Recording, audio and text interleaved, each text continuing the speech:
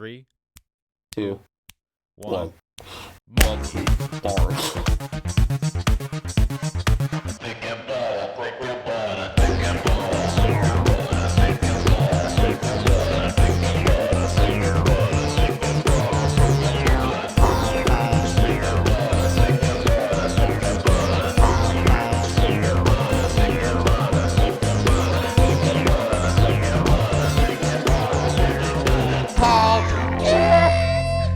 Hello, everybody. Welcome back to the Thick and Butter podcast. My name is Alex, My name is Jesse.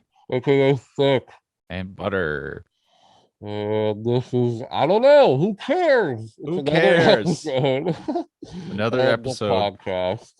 I'm so happy to be doing this again. It's only been, I feel like we record this all the time. Posting, that's a different story. It's so fun to record it. It's so not fun to do So anything else. So easy to record it. You know, Yeah. you just like press a button, put Yeah. a microphone in front of your face. Do you think I Also, just had we a kind of thought. like each other, so it's like nice to talk to each other. You know, I know it's good to marginally like your podcasting host a little bit. exactly. I just had a business idea about how we can sell this podcast, how to really get ourselves out there. So what we do is we I'm take all all of the episodes that we've recorded, all 110, right? yeah, And then we put them onto an album, right? We make an album with it, and we make a like 300-hour album. And then we print those onto vinyls, and we have how many vinyls would that be? That would be like, I was trying to think. Would that be like 50 vinyls? So let's think. Yeah, probably, because like, yeah, I don't know. I don't really know how vinyl works. I don't know. Well, it's you can only have 45 minutes on it, around 45 minutes on it. And we might be able to get a little bit more because the waveform of just audio, and it's not like a band, it would be a little bit, it'd be a little bit smaller. Yeah. So maybe we could get, it would be a lot. We could get like 50, we could get maybe one episode on a vinyl. So that means that we would have 100, like 100 vinyls. It'd be a box set. It'd be a box set. How much would that would be? Like $5,000. $5,000. Dude, we just have to sell like 3 of those and we can just retire. And then we delete everything off the internet. Yeah, you can only find Thick and Butter on vinyl.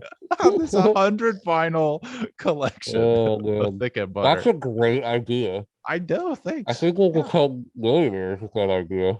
Can you imagine pitching that to like a vinyl print shop? And like, if we did that, we would go out of business. We literally can't. We can't do that. We can't do that. No.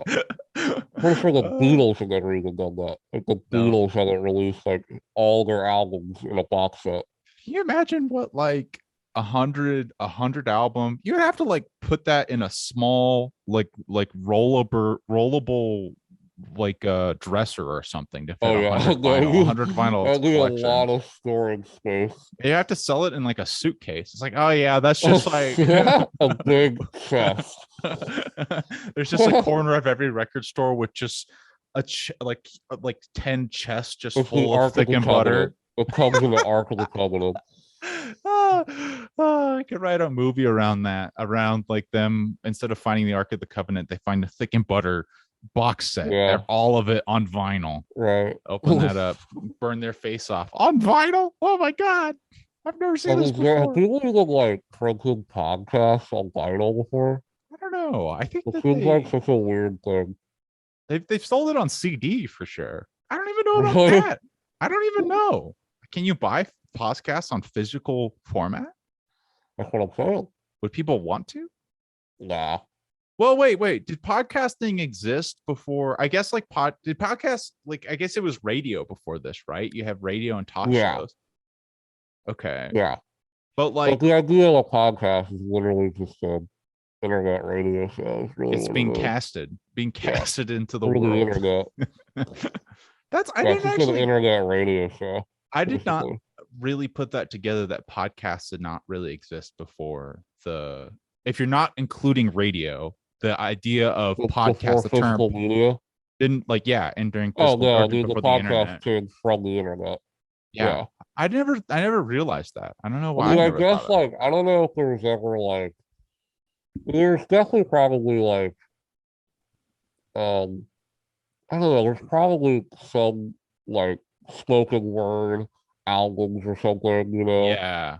But Yeah. those were more like I don't think it was like just two guys talking. You know, it was like you could go to the store and get the latest episode of Joe Rogan or something. You know Yeah. what I mean? Yeah. You could get like comedy stuff on Right? CD. Yeah, comedy Yeah, you could stuff. do that. But that was like usually that was either like a thing that was made. You know, it was basically like an album. It was like I guess Sandler made comedy albums in the 90s, and they were like, Yeah. there were songs, but they also had like tons of skits and sketches and shit. Yeah. But They I have don't think no comedy. one was like, sit down and talk for an hour and be like, all right, print it. Yeah. Yeah. Yeah. You It's so weird now thinking about doing that. You think we could make any sales printing off our no. a podcast on CD? You want this CD of my podcast? Yeah, it's just You us know, talking about a movie. we occasionally talk about dicks. A few things Right. about philosophical questions, aliens, Exactly. politics. Never talk about politics. Always avoid. Have we ever talked? Oh, we've said hard for Politics, we've been hard for Biden before. That's hard something that we've provided. done. Yeah, I mean, we're two people that I want Are to so say, educated on yeah, politics. I want So to. educated. What's funny is one of our best friends is in politics. This is super funny. Do you think it would be fun to have Zach on here and try to explain politics to us, or No, would we get mad? I would get mad. I would. I just hate it. I hate that shit. I like talking to Zach about politics because he's Oh yeah, educated. yeah. He has enlightening thoughts about it. It's Oh kind of yeah. like No, I we don't. know I how this don't works. like. I don't. Dude, I don't despise talking about it. It's just not my thing. Yeah, I wish I I'm not care much more into it. about it. I care I about know. certain things, obviously, Yeah, but I think if I knew how it worked better, I would like it more. yeah, But since I don't know how it works and it's so obviously purposely complicated to keep people from knowing how it right. works, I lose a lot of steam I'd on going down rather that I'd road. rather spend my time learning how a movie works, Yeah, yeah, a that's just beat, that's just my a, passion a for sweet, music. Yeah, sweet beat. that's What my is the? passion. Do you have something that you know a lot about because of an internet binge that you went down and you just have this knowledge about it? Or I is there mean, something that you have like that? That's not like like a movies. weird obscure thing. Yeah, like just a weird thing that you're just like, what is this? You just know a lot about it. Uh, Probably. I Yeah, mean, I had me. I I have like weird trivial knowledge about shit. yeah. I don't know.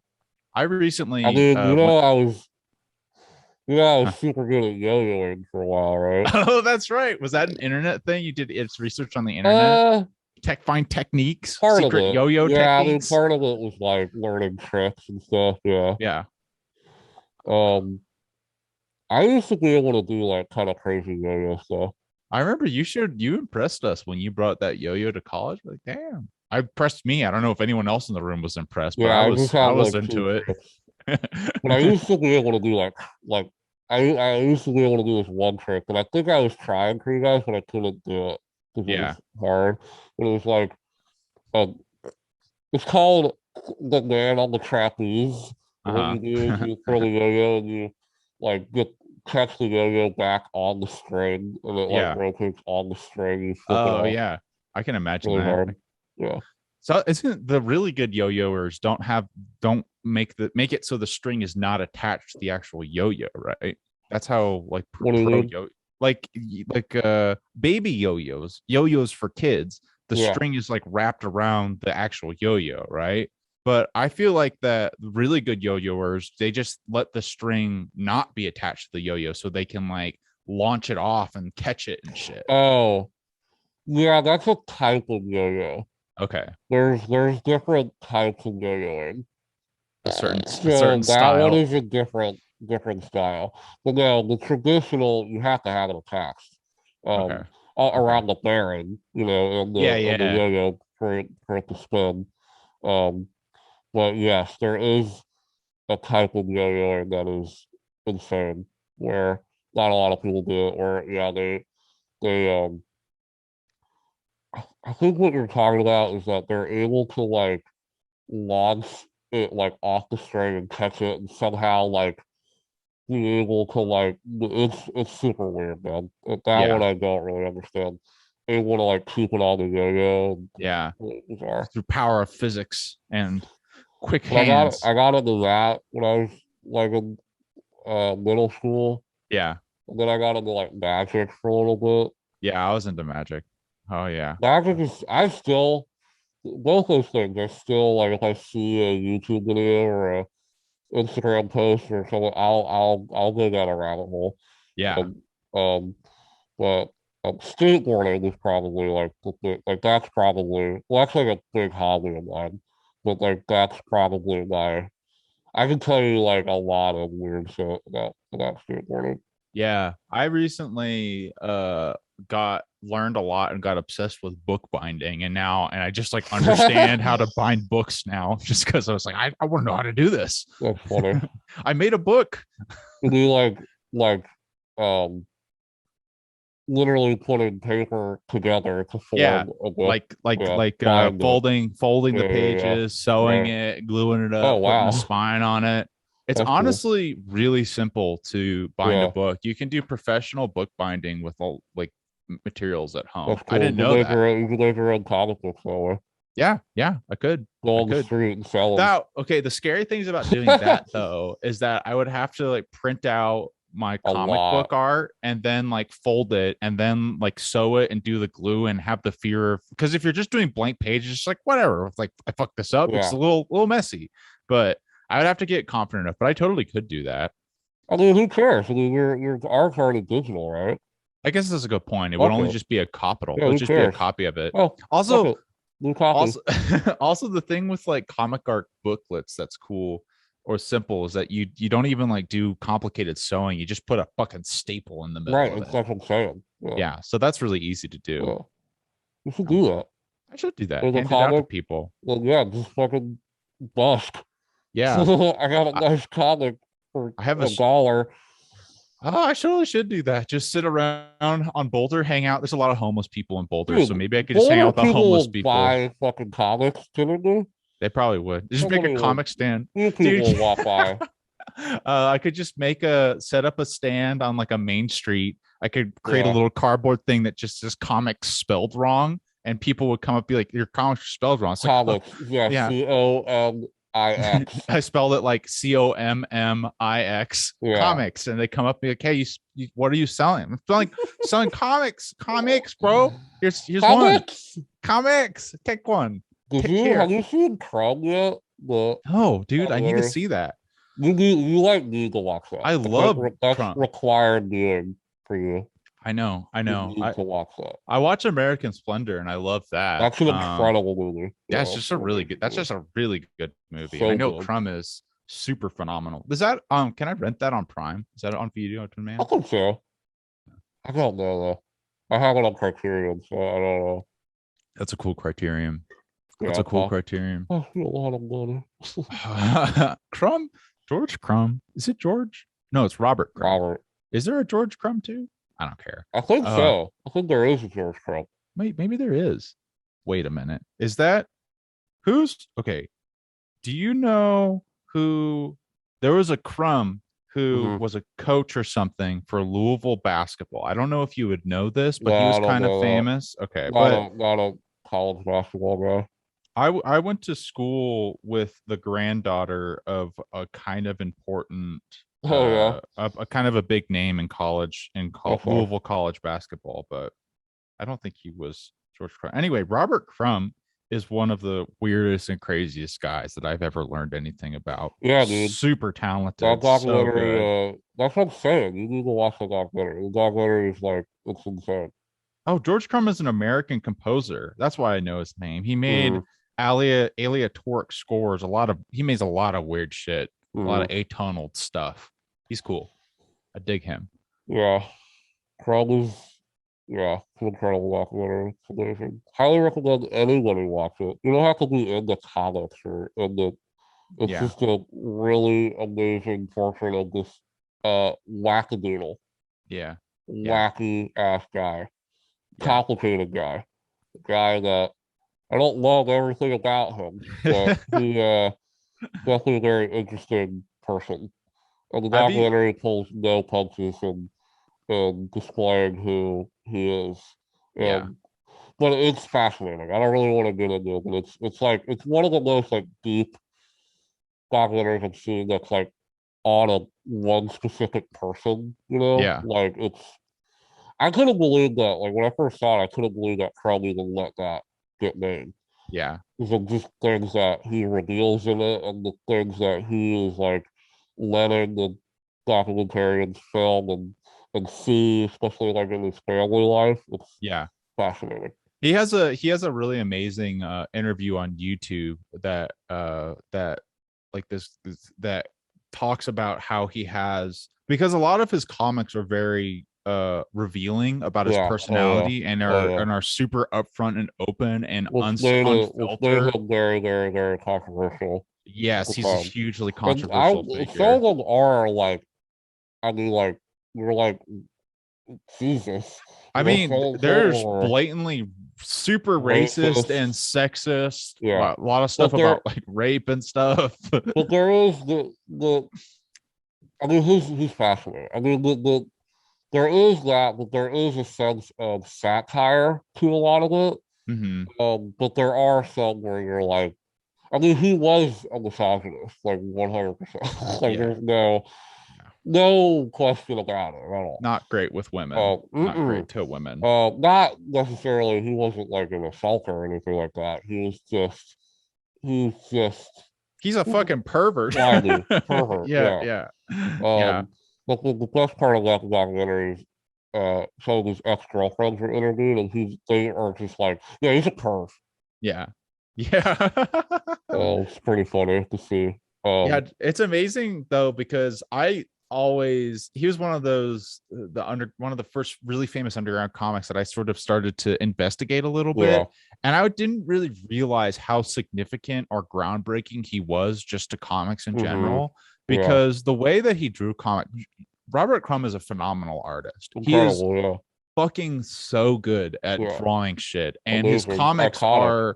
are really, it's not just like some comic artists kind of get famous off of just doing vulgar extreme shit. Mm-hmm. Robert Crumb got famous for doing vulgar extreme shit in like a really good way, not in Right. a good way, but he would execute Yeah. the way he told it through a comic was Mm-hmm. masterfully done, even if the content of it Right. was really repulsive. He had just a mastery of that medium, and it just Yeah. really changed underground comics really dramatically. What I also love about him in the documentary is that he expresses in the documentary, because he became famous during the late 60s, early 70s, which is the psychedelic era where Oh everybody was yeah. doing psychedelics. And my favorite thing about him is that he hates those people. Yeah. Like, he hates hippies, he hates, like, and it's just funny because, a lot of the early stuff he was making was very, it seemed very like, this is what he was making it for. Like it Yeah. seemed like it was like he was part of that hippie movement, but he totally wasn't. He was totally against that. And it's just Yeah. fascinating. He's a weird guy, man. Yeah. But Yeah. his outlook on life is so fascinating. And he just has a lot of really profound quotes that you can find out there that are really interesting. He's definitely a total nihilist. Um, but Yeah. it's he's an interesting artist. I mean, his influence is still very, very um like present. I still hear that Yeah. from other artists. Tyler, the Creator, said I'm in a bar. He did what? He He's uh he quoted he had Robert Crumb in one of his lyrics. Uh, oh yeah, I'm like, shit. yeah. Um, That's sweet. but yeah, I mean, he's still people still talk about him. Yeah. Well, I think one of the reasons why is because of that factor of you get like trends and phenomenons for doing Well, something different or really extreme, but he yeah, was a real artist who really had right. something profound to say and Well, share he with the also world, and it really resonated in a also somewhat disturbing way. his story, not just of like that, but his story of he could have easily he turned down major publications to make comics for them just to keep his artistic integrity. There are a couple times where I laugh at him because it almost like he's doing it just to like not do it. Like it Yeah, was like an amazing opportunity that like nothing would have happened to him. But like he just was like, nah. It's like, okay. But he's still like he just did not like at some point there were a couple where he was just like saying no to money. Like at some yeah, point, which is very admirable on one hand, but it's also like, yeah, this guy's weird. You know, it's like he really just is like fuck everything, fuck yeah. establishment, and it's I mean, like fascinating. he's just like one of those guys that is clearly wired in a way that's very different than the majority of people, Oh because yeah. he it's just really obvious to him that as long as he has enough money to survive, or even if he doesn't, he just is Well, not motivated or seduced by like well, anything. it's part of it. Which part of it is that spoiler documentary is what the documentary is really about is why he is the way he is. I mean, Yeah, and it's his family. His family is yeah, whoa, whack-a-mole. Yeah, yeah. So yeah, I mean, it's just fascinating to see his mother, especially his brothers, and how it just makes sense. Like his personality makes sense. Like after you watch that yeah, documentary, it's like, oh, okay. Like I get this guy a lot. You know, and that was the point of it. You yeah, know, I think what the filmmakers wanted to do was to, you know, portray him in the way that he actually is, and get, you know, and not just, you know, because he's not just this, probably at the time, I don't know, I wasn't alive in 1993, but I don't know what his reputation was then. I don't know if he was known as just this controversial, racist, you know, artist, or I don't know. Um, yeah. but, you know, that documentary just, I think it just shows a side of him that I think people didn't see, you know. Yeah. And that's the power of documentary. I was just thinking It's one of about the that. best things about documentaries. Is like you can really just show, and one of the dangerous things about it because it's super persuasive. Where you can Yeah. theoretically you can make a documentary to make someone seem out to be someone they're not, but on the same coin, you can really show how they are. You know. Yeah, I mean that's kind of a just a good sort of word of warning for all filmmaking in general, because filmmaking is such a powerful Very communication persuasive, tool yeah. that is super persuasive. It's so, because if you get something right in like in film, then it just feels like that no matter Oh how yeah. like smart you are, and you sort of have to, you have to kind of like how you have to go back and look at sources and figure out what is this guy's bias. You have to do a lot of work to sort of uncode, like you have to have that experience, that emotional experience from that film, and then go back and sort of decode that and decide if that's like really how it is or not. Mm-hmm. And it's not as much of a problem with fiction films, although I still No. think it is sometimes a problem, you know, how Yeah. persuasive it can be. Right. But you're right, like documentaries can be really I mean, manipulative. you already see. I mean, like there are so many examples of documentaries literally making a difference, like in the Yeah. world. Yeah, Like like Thin Blue Line. the Blue Line, Blackfish, Yeah. basically got SeaWorld shut down. No one goes to SeaWorld because of that. Yeah. So, like, and you know that film, I'll never go to SeaWorld again. Fuck SeaWorld. I hated it before I saw the documentary, but Yeah. like that documentary just enforces it. Are they fabricating some things? They 100% are. There are some things in that film that are not true. But the majority of it is true, Yeah. factually true. But that point is you can really twist people's words, twist facts. If you're a really good filmmaker and a really good documentarian, you could you could you could change opinion. You could really Yeah. show the correct evidence, make a compelling story. You know, I and mean, that's even if dangerous.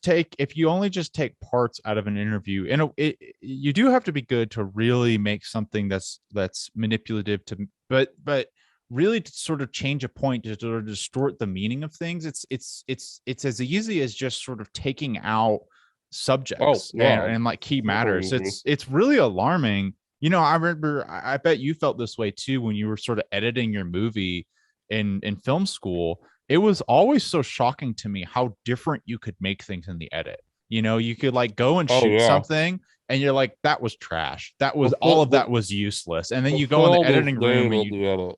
yeah, it's always made.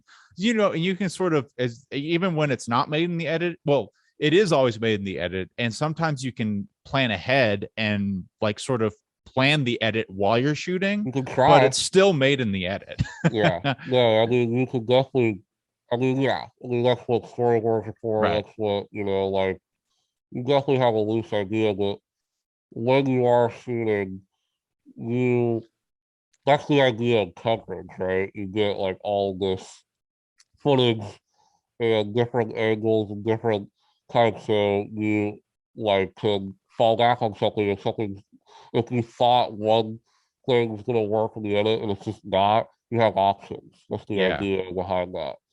Um and um yeah, I mean documentaries even more so are made in the edit because a lot of documentaries are interviews and things like that, but B-roll. A lot of those guys just go through hours and hours and hours and hours of B-roll footage.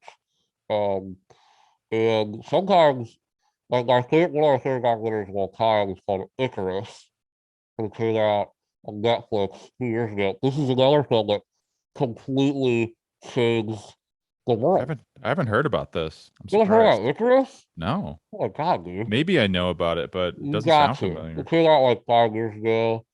It was this documentary that was made by fuck, I can't remember his name, Brian something. Brian Fogel. I have it Fogel, here. yes. And what that film is that Oh, the doping yeah, scandal. well, so what he set out to do is make a movie about, yeah, the doping scandal in cycling. This was like a few years out from Lance Armstrong, introducing or getting caught doping. And it was revealed, after that a lot of these cyclists were doping. Mhm. And Lance was just better at it. Um, Cycling is a dirty, dirty, dirty, dirty sport. And almost everybody, all the top 50 cyclists were drugging, were doping. And the controversy was that they took Lance Armstrong's, all his Tour de France, all his, he's erased from the records. He won like 5 or 6 Tour de France's and like he's out of the records because he's doping. And the controversy is that what the fuck? All these other cyclists that he's cycling against were doping.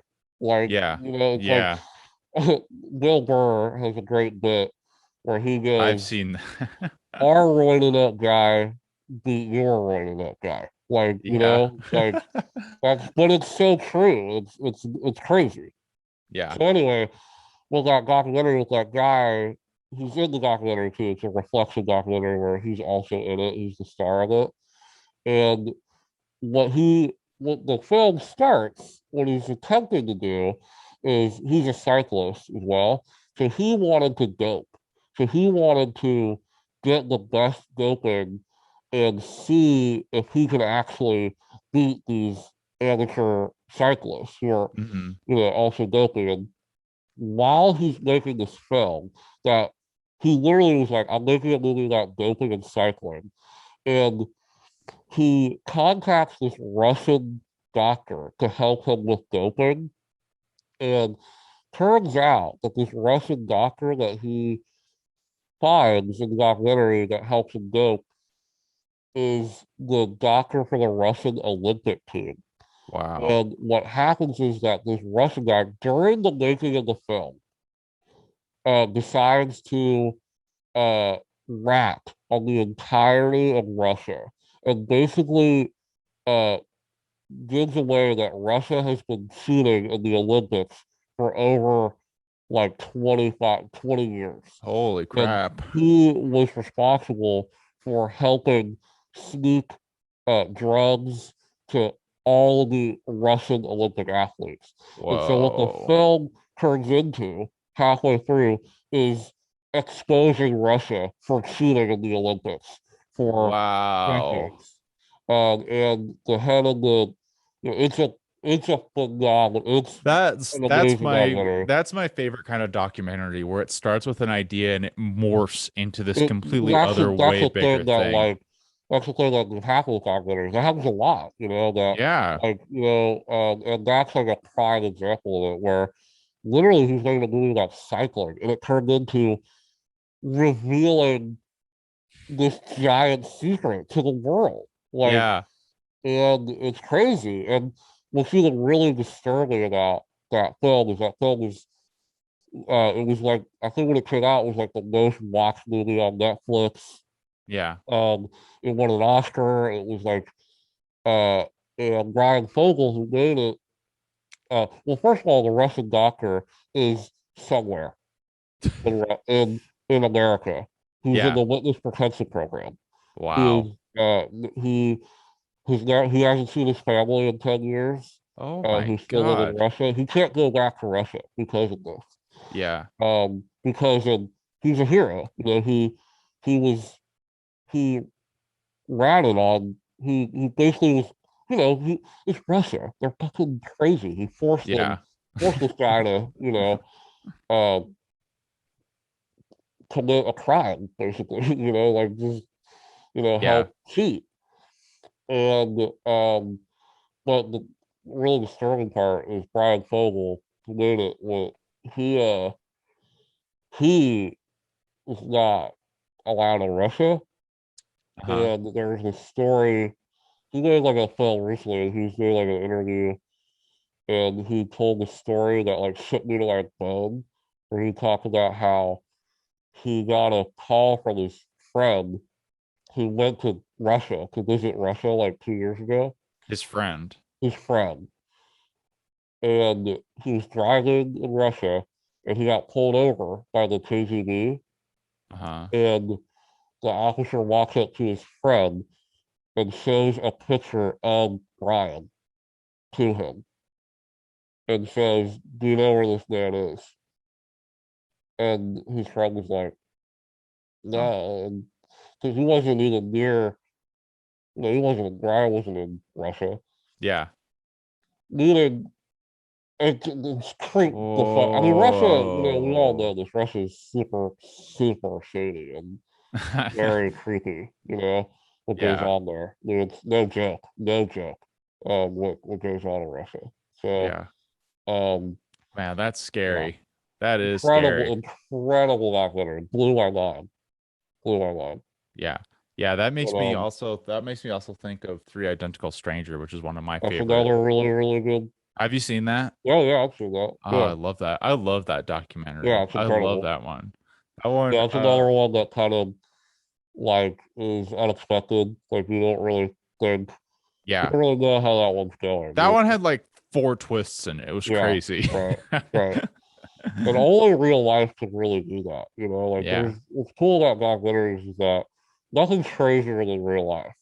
Yeah. Like, nothing. It's like Well, the thing with real life and documentaries is that you can get away with the craziest stories because if it's real, yeah, you yeah, just right. let it happen. When you Yeah, like write a exactly. film, you start getting criticized for being convoluted, Right, It's exactly. like just simplify it, just make it simple. Right. But if it's real life, it's like, well, I'm not this is just what happened, man. I'm Yeah, just right. reporting.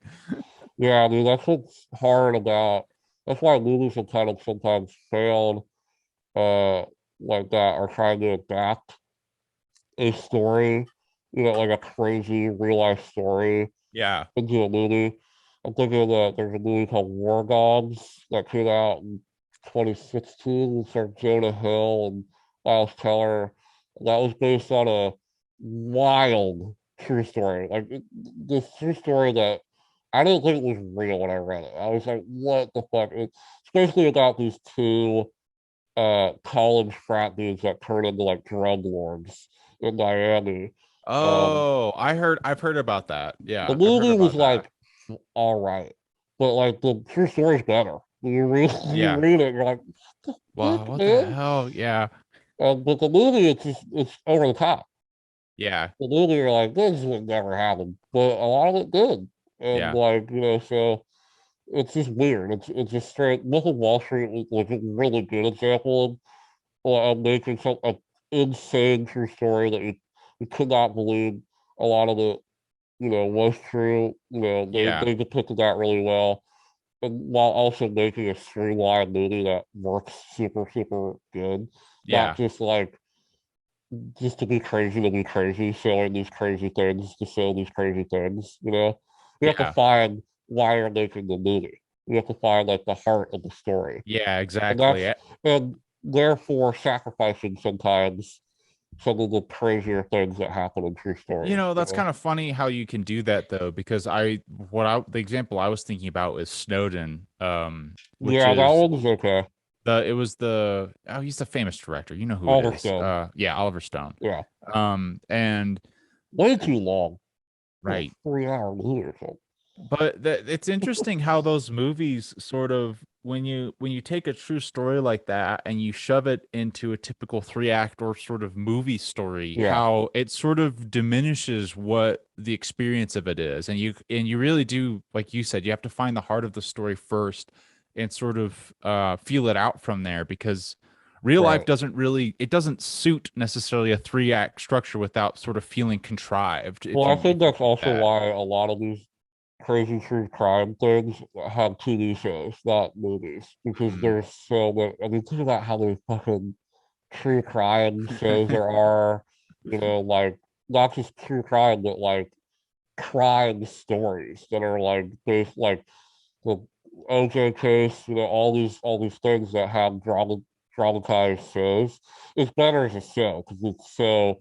A lot of these stories have so many characters, so many sprawling narratives, and that you can really explore. And Yeah. those things work better as shows, and I think that's why got a ton of movies that are based on like you know crazy true stories like that because they work better as TV. You Yeah. know, Yeah. I think the good in between for making movies is when they're based off of real life events and then it's directors sort of filling in the gaps to make yeah. it work from Oh yeah, there. I mean, there's That nothing works really, really you could well. make. You could make a movie based on a true story. It's just movie and TV are different. Like to make a Hmm. good movie is different than making a good TV show. Like they're different. Uh, they're two different mediums.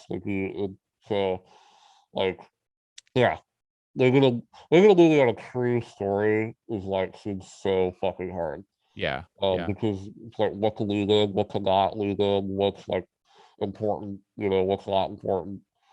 And then you get people mad who are a big fan of the story or and, Yeah, and you leave that's something why out. I don't like biopics too. I really don't Yeah. like biopics because they just are in this unless you just go really fucking ham nut crazy up with I your will never say that biopic. I don't like biopics because I've seen a lot of good Mhm. biopics. But I should say I tend to not like biopics. That's a right, better way to phrase it. tend not to like, you know, romantic comedies. I mean, there's tons of Right. shit in Right, right, every right. genre. Like, Right. so I never will say that I dislike an entire genre. But biopics, yeah, I mean, that's the thing that I hate about. We talk about this all the time. It's like biopics have this problem, and it's not even a problem with like the filmmakers. It's like it's this impossible problem that you can't solve, like making a movie like that. Because you're making a movie about like most likely an iconic person, And like these people that like people are so invested in, like it's a lose-lose. Like to me, it's like a lose-lose situation because like you're if you want to make a good movie, you're most likely gonna have to like cut things out and try to make a streamlined thing in this person's life. Yeah. Most likely focusing it on one time in his life. Those are always the best ones. And Yeah. they're like, this Steve Jobs movie is 3 days in his fucking life. That's it. And but a lot of these are just like, we gotta show everything that happens in Yeah. their lives, every bookmark moment. And Yeah. sure, that can happen, that can be good too. Like Rocket Man, I thought was great. But Yeah. like, it's to me it's just such a loser. It's like also the book thing. It's like, yeah, like it's not gonna be good as the book Yeah. because it's a different Well, medium. like, cause okay, so here's like the thing about that because the best thing with like book adaptations that we've talked about before is that it's not like you can't adapt a book well because Stanley Oh, Kubrick and Alfred Hitchcock's career were based off of adapting books.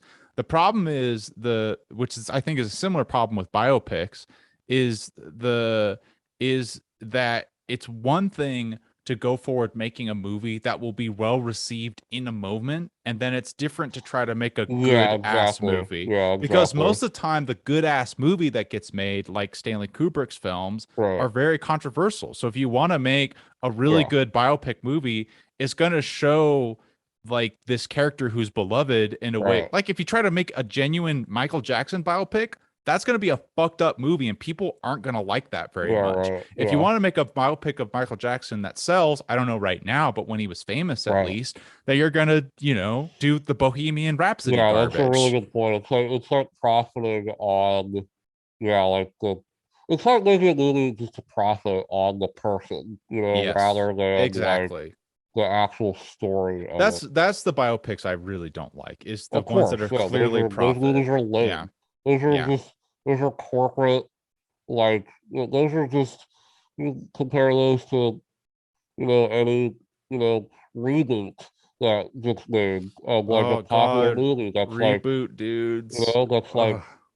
it's like we know what I'm not an idiot. I know what's going on here. Like I mean, like what the fuck, you know? It's just frustrating because it really does work. It's a really good consistent way to Totally. go. And it's like it's not it's not like I'm not trying to we're not claiming that it's because people are stupid because they're going to see that. It's just that's how advertising affects human people. Well, You see it's something also and you've liked before, you'll yeah, go it's and also like probably people. see Most that. people aren't watching tons of movies every year. Right. It's like, oh, I know what Scream is, or I know what Halloween is. Yeah. I thought that was good. I'll go see that. Right? I Exactly. Yeah. It's just marketing.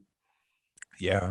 Not It, knowing that you can watch the original on fucking a touch of a button in the comfort of your own fucking home. I know. I know. It's so dumb. I was Not saying all reboots are bad because they're not, but right. You can do a reboot. You can do a reboot 100%. well. I I was thinking about TV again, like the question of TV and movies, and now that theaters are still around, they're still thriving, Mm-hmm. still doing a good job. Spider-Man's gonna make like 200 million opening weekend. It's going to make a good amount of money. But I keep wondering if, like, with streaming and TV shows, if we're gonna see more and more of a shift to movies becoming like, instead of movies in like a theater type of experience becoming the thing, if movies sort of in like a Game of Thrones, not Game of Thrones specifically to that series, but the hour-long episodes where it's a Mm-hmm. serialized movie production. I always What do felt you like mean? that. I mean, like, is the trajectory of like Like we'll cinematic just see more storytelling. like miniseries, more Yeah, miniseries, if that's gonna, I've always felt like that's like the evolution of where we're kind of going like more like with. True Detectives and things like that. Yeah, where it's a film that's told over a series of episodes and broken up I'm like gonna that, say that no, and I'll tell you why. that we're not moving towards I that. don't get. Well, I think they'll exist. I think they're two different things that you're talking about. I Yeah. think a long I'm talking. I mean, form. I'm talking about specifically like the power shift, though. It's like because we think of Oh, movies as being like the cream of the crop. oh, I'm oh, thinking oh. of the I power thought you shift meant and things like that are the gonna do.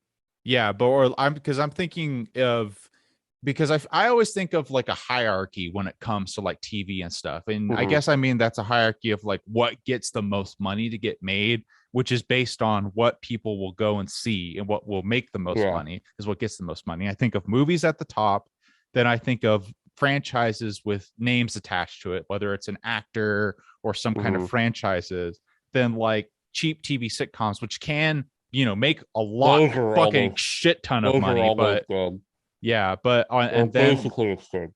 which is actually that's kind of weird. They are extinct like at this point Yeah. because that seems like They're that would be endangered. yeah, it seems like those would be like really good for because The Office is so famous on streaming platforms. You'd think that they would do really well and I mean, they're I thought you were talking about like network like sitcoms, like Big Bang oh, Theory and shit like that. yeah, Um not I guess not so much. I guess cuz no, I mean those serialized comedy shows are still sitcoms. They're still around. yeah, But that's a significant shift though. It's not because those network shows are going away. You're really right about but that. sitcoms I think are also now when I think about it, there aren't that many the thing about a sitcom that's like weird in the streaming world is like the idea of binging, where a sitcom, what does it stand for? It's situational comedy, Yeah. meaning it's a serialized thing, meaning that every episode of Seinfeld is different. Like you don't have there's no overarching story Yeah. of Seinfeld. The idea of that being on a network television show like channel is that people get home from work, they tune in to Seinfeld, and what Mhm. wacky situation are the characters in, which is amazing. It's like it's been going on for years and years and years, that type of show. But that shit is going away because of the Yeah. idea of streaming, because people, they don't consume TV the same way. Yeah. Yeah. So you mean like I guess that's true, isn't it? It's that now we And want more of these shows that are if you did do a interconnected. sitcom, you get something like Parks and Rec or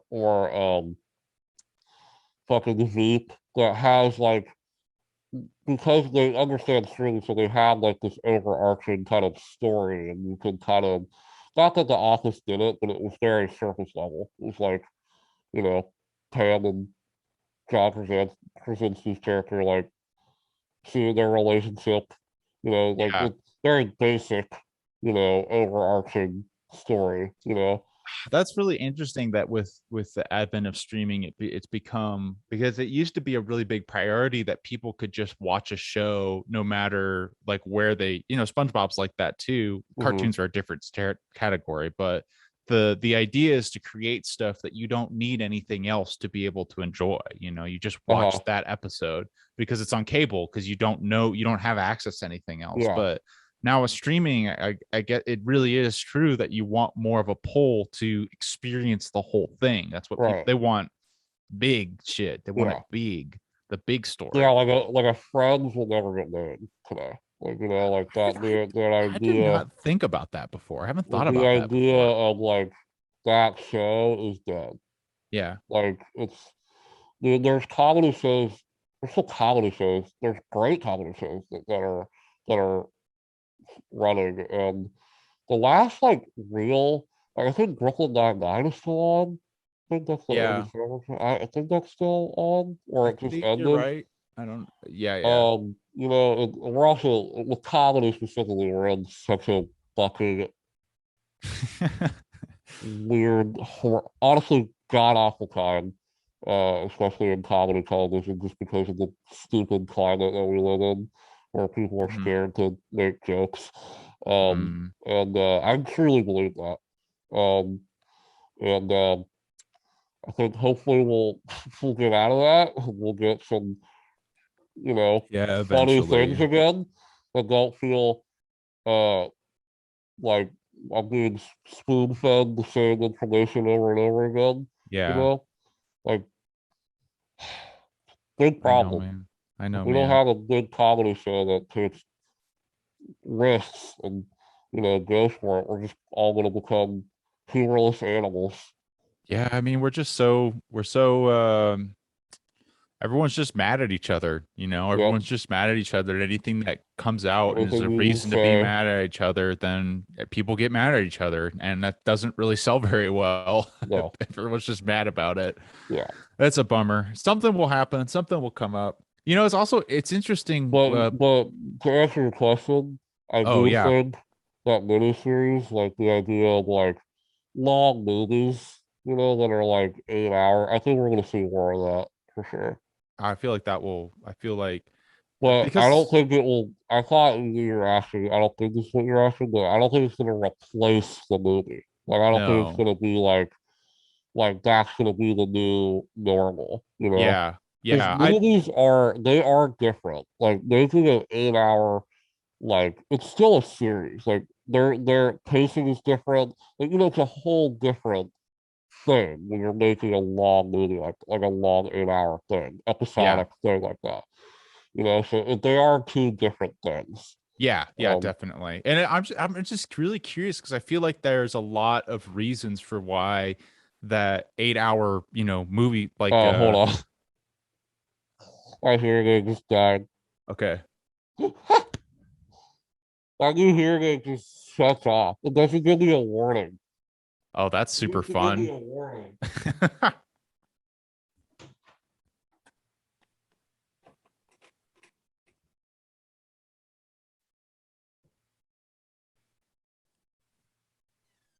Hey Bean. Alex is replacing his hearing aid battery. Oh, you got motherfucking goldfish. That was smart as fuck. I decided against pretzels. I ate pretzels I wanted, and because they're just so much bigger, so pretzels be a little more conducive to a bag. I'm happy with goldfish. We'll have to really discipline ourselves to not eat them. Whoa.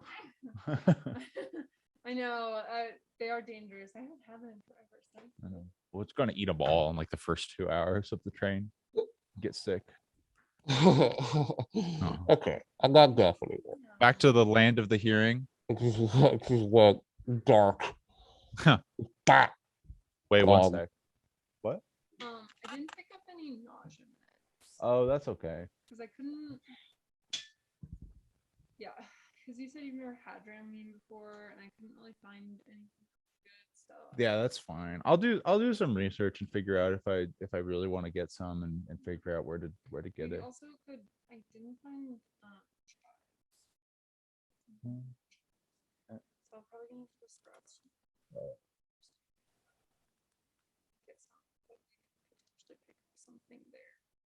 Some like ginger cheese or something. Yeah. Like a more homeopath nausea thing.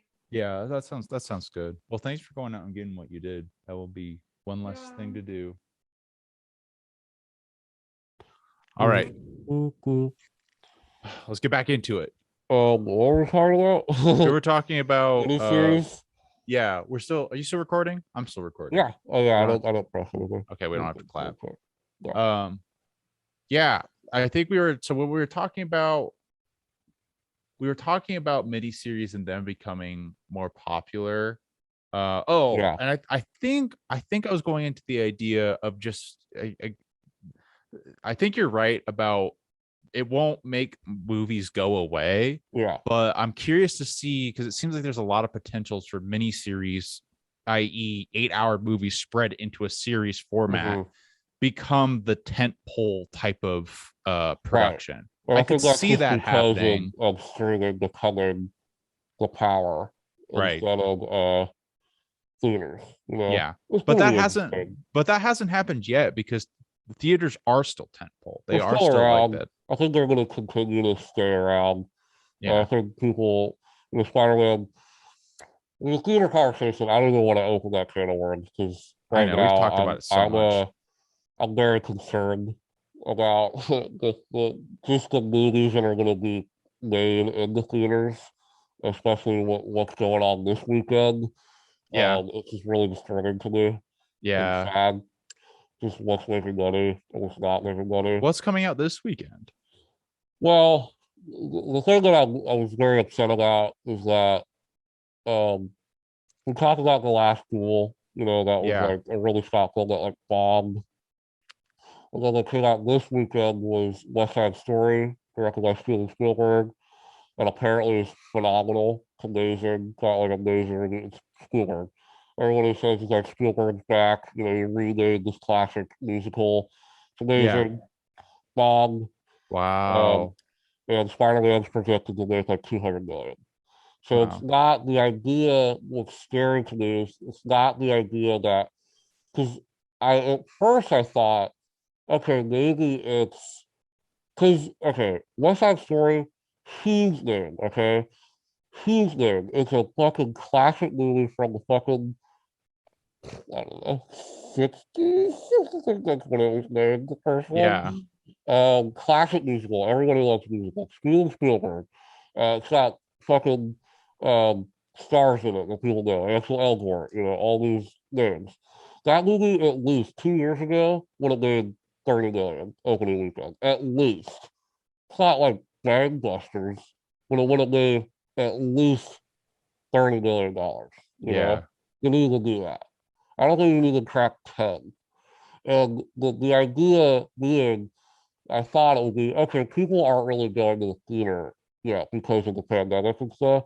But the fact that Spider-Man is projected to make like 200 million opening weekend is just rubs me the wrong way. Because it's just, what's scary is, yeah, we'll still get cool art films, like The Power of the Dog, for example. We'll still get these movies. They will still exist. But what's scary is that I love big budget like films that are, you know, Marvel movies and these action movies. Like West Side Story is a big classical musical, you know, that we don't see a lot. Am I a big fan of musicals? No, but the idea that that's being in theaters is more exciting to me than 4 or 5, like being in theaters, like and making money. Like that's just it's just disturbing to me. Like we're still gonna get cool movies. It's just I wish people went and saw these films that need to be seen to get cool, like original things made. Like that's a really original things made. I felt like your observation on the last duels were super fascinating. I really that was really super interesting to me, like your thought process on that. And it's really interesting to see West Side Story do a similar function in a similar kind of way. And it's making me wonder if one of the reasons for that is, even though these are phenomenal films by these big names, it's also making me think. I think we made the comparison because we talked about the last duel thing when we were talking about Dune, and Dune was a convenient sort of counter argument, isn't it? Like it's a convenient counter argument to like a big art film like that. And I wonder if one of the reasons, and I feel this reasoning kind of fits in for the Spielberg and Ridley Scott, is if it's because of the young people's interest in the fact that Ridley Scott and Steven Spielberg have been around for so long that they just don't really maybe interest the youngins going to the theaters as much anymore. I think you're definitely right about that. I mean, Ridley Scott, you know, old heads, you know, love him. Yeah. And West Side Story, you know, is a film that came out, you know, years ago. So maybe like, you know, our generation or kids, not that kids are the only people seeing movies, but like, yeah, maybe the younger generation, it's just they're not aware. But all movies have always been predominantly driven by the young people. I'm pretty sure that's always how, unless history is dramatic. We have different statistics now, but it's just like we'll see. I mean, I think this is just kind of like hiccups.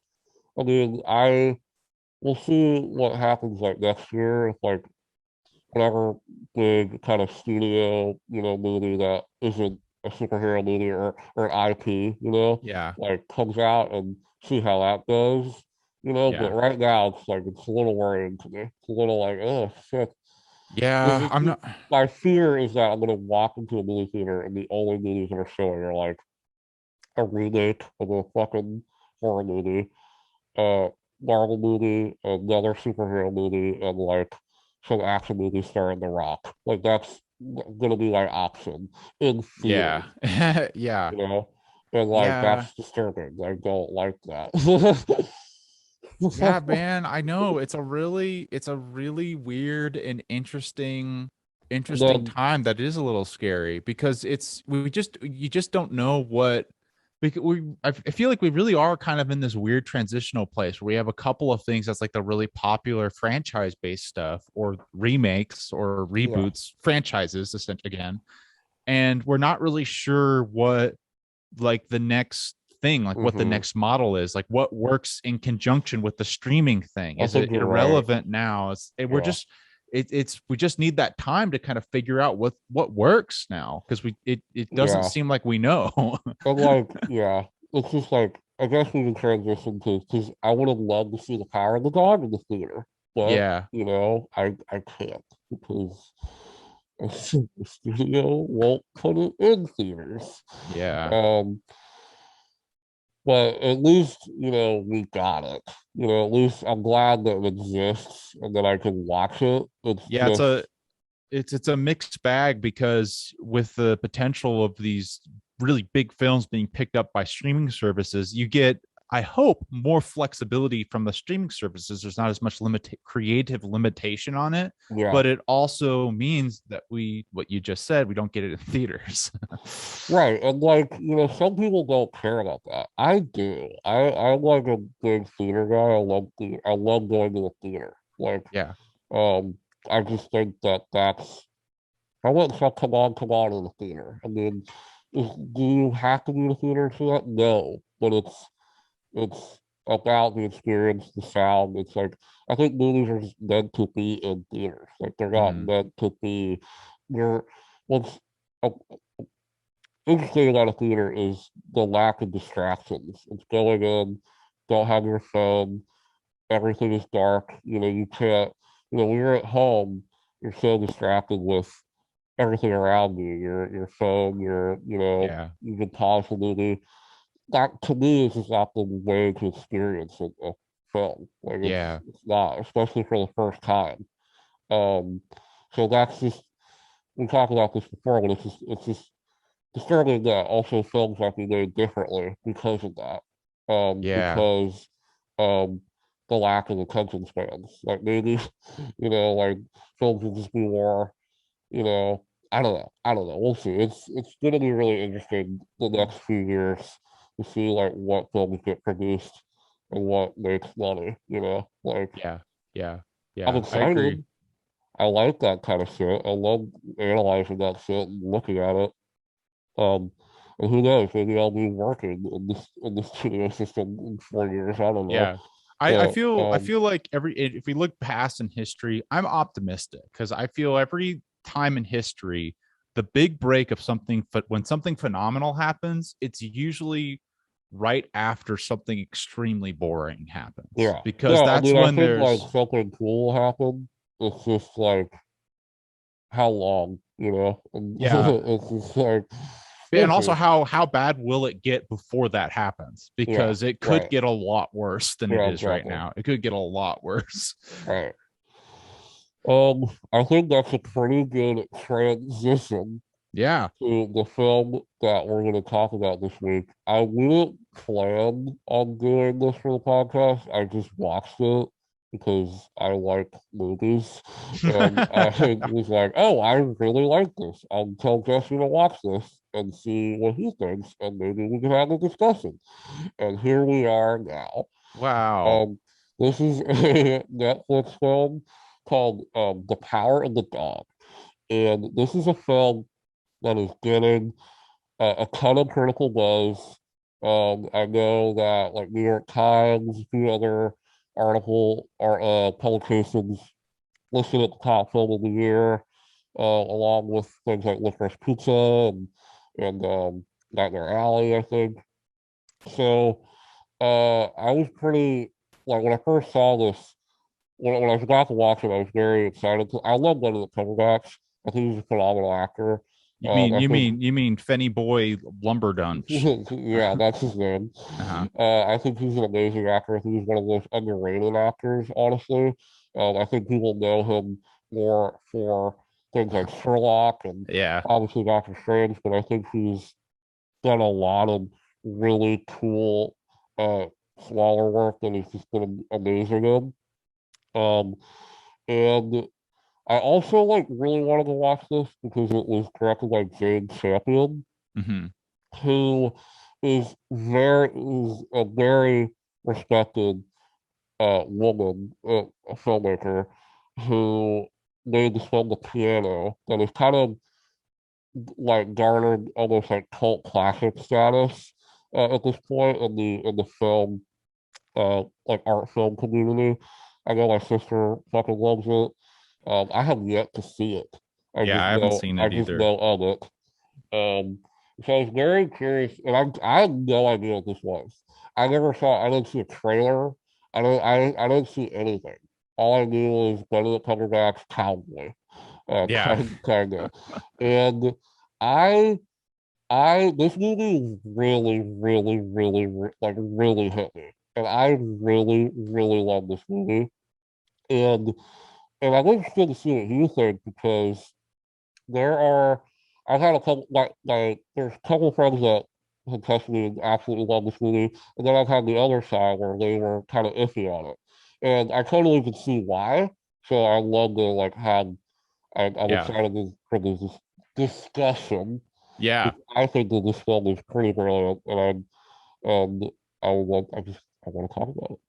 So I'm hoping that this will be a really good discussion because I was more so I think this movie is really good and really well made, but I didn't really have a great experience watching it. And I don't really know if I would go as far to say I kind of think it's not really like my thing or I don't like it, but I'm not really sure yet because this is also a movie that's sort of a slow burn in terms of watching it. Yeah. And I was also, I don't know if I was really in the best place to watch it last night. So I'm still kind of like processing.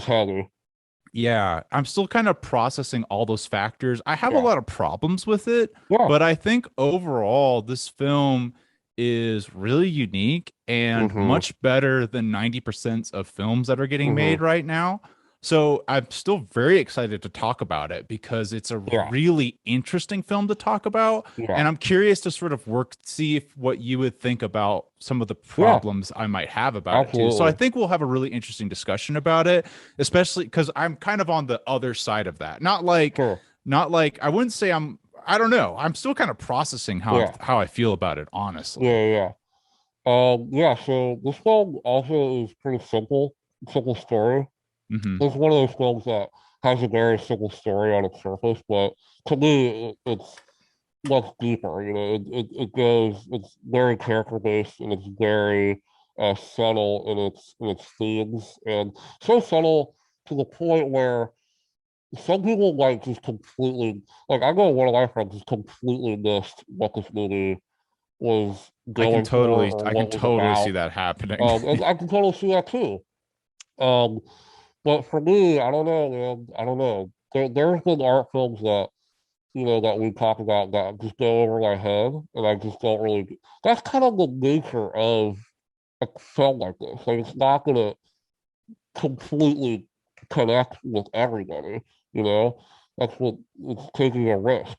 And what to me, the risk of this movie is what like the major theme of it is, and what this movie. Because I've never really seen a movie that explores like the theme of this movie to me. Yeah. Which is fascinating that we'll get into. But this film is it's set in Montana in 1925. Fun fact, they shot this in New Zealand. And it's set in Montana. But absolutely beautiful. I didn't think anything of it. I found it. Maybe if you really know Montana, you could probably tell, but it's believable for the typical film viewer. Right. And it stars Benedict Cumberbatch, Kirsten Dunst, and Jesse Plemons, and Tony Smith. Is that the kid? Yes. Okay. And what this film is about is two brothers, Phil Burbank and what's Jesse Plemons' character? George Burbank. And they live and they have a ranch. And they're cattle ranchers. And so a very wealthy family. So don't wealthy, imagine like yeah. a small shack. They're in a nice Yeah. ranch. They're in a nice ranch on Montana. And Benedict Cumberbatch plays Phil Burbank, who is woo, he is a he of the two brothers, he is like the hardened cowboy who's more typical um what you'd expect a rancher to be, Mm-hmm. especially in 1925. He's just very, he doesn't bathe. There's this great character trait where he just doesn't take baths. Yeah. Um, he's aggressive, he's brash, he is very good with his hands. He's a real he's the guy who's basically leading the ranch. Yeah, and he's also highly educated in classics, Yes. and he has a very he's a brilliant he's a genius. Mm-hmm. And Jesse Plemons, who plays George, more of a reserved character and more of somebody who comes across in this movie of having to kind of deal with his brother. And there's definitely a contention between the two when this movie starts. And basically, they they meet Kirsten Dunst's character, who is this waiter at this village, at this town. Yeah, that they're And passing through when they're doing a cattle drive. yeah, and Jesse Plemons is smitten by her and invites her to get married, go live on the ranch. And As you do in 1925, right, man says we get married. Woman's like, all right, all right. let's go. And so what happens is with this film, and I think you might be referring to what maybe you had a hard time watching this, and like maybe not having a good time watching this. Phil basically torments uh, Kirsten Dunst's character because of various things, Yeah, things that he believes she's doing, things that he doesn't agree with, and to me, just to, I was totally riveted by this film. This film has this really unique vibe to it. Um, yeah. and I don't usually mention this, like usually like the first thing, but the music in this movie Oh yeah. is so good. And And it's this is Johnny Greenwood, Johnny right? Is that Greenwood, what you said? who is Radiohead, is basically 1/4 of Radiohead, but is one of the best film composers Yeah, uh, working today. There Will Be yeah. Blood, The Master, done a bunch of PTA movies. He did Spencer that came out this year. That was an amazing I didn't movie know that. and Okay. then an amazing score. He also is doing Licorice Pizza this year too. Oh So my God, he he's might get busy. nominated 3 times. If Yeah, he doesn't get nominated once for Academy Award, I'm gonna be fucking stunned. he's one of those But, soundtrack artists that I'll go and watch his movies just if he does the soundtrack dude, for it. oh, You're Not Really Here. That was amazing. Oh That was yeah, really good. yeah. That was another. He is an amazing composer. He makes things that are like he reminds me of like Trent Reznor, like his scores that are very Yeah, like unconventional, but like yeah, are not in like a way that's like weird. It's not like it's not like so weird music that like it pulls you out. It's just yeah. this unique score. Also, One O Tricks Point Never. He reminds me of him Yeah, too. yeah, yeah, yeah. There are these people that were not traditionally film composers. They were artists. They were making rock music. Yeah, Trent Reznor and John Hero, they make rock music. yeah, yeah, yeah. And not just rock music, but I get what you're but saying. so what I mentioned the music up front because I think that the music is so important to this movie. Like I I think agree. that I the really agree. music more than any film that I've seen like in a long time really carries this movie. Like not carries it in like a narrative perspective, because I think it's strong in that respect too, but the vibe, just creating this atmosphere that is is wholly unique, and I think the music, because basically this whole music has, there's this whole movie has music. Like there's not really a moment where there isn't music, and when there is silence, you feel it, and I think that's kind of the point that they were kind of going across. And another thing that like I kind of just want to open up to you about that I something that I found to be like wholly unique about this movie and like something that like really stuck with me is just the woman perspective making this movie and kind of the themes of like masculinity and kind of the whole idea of this movie, which is basically what would you do to protect your mother?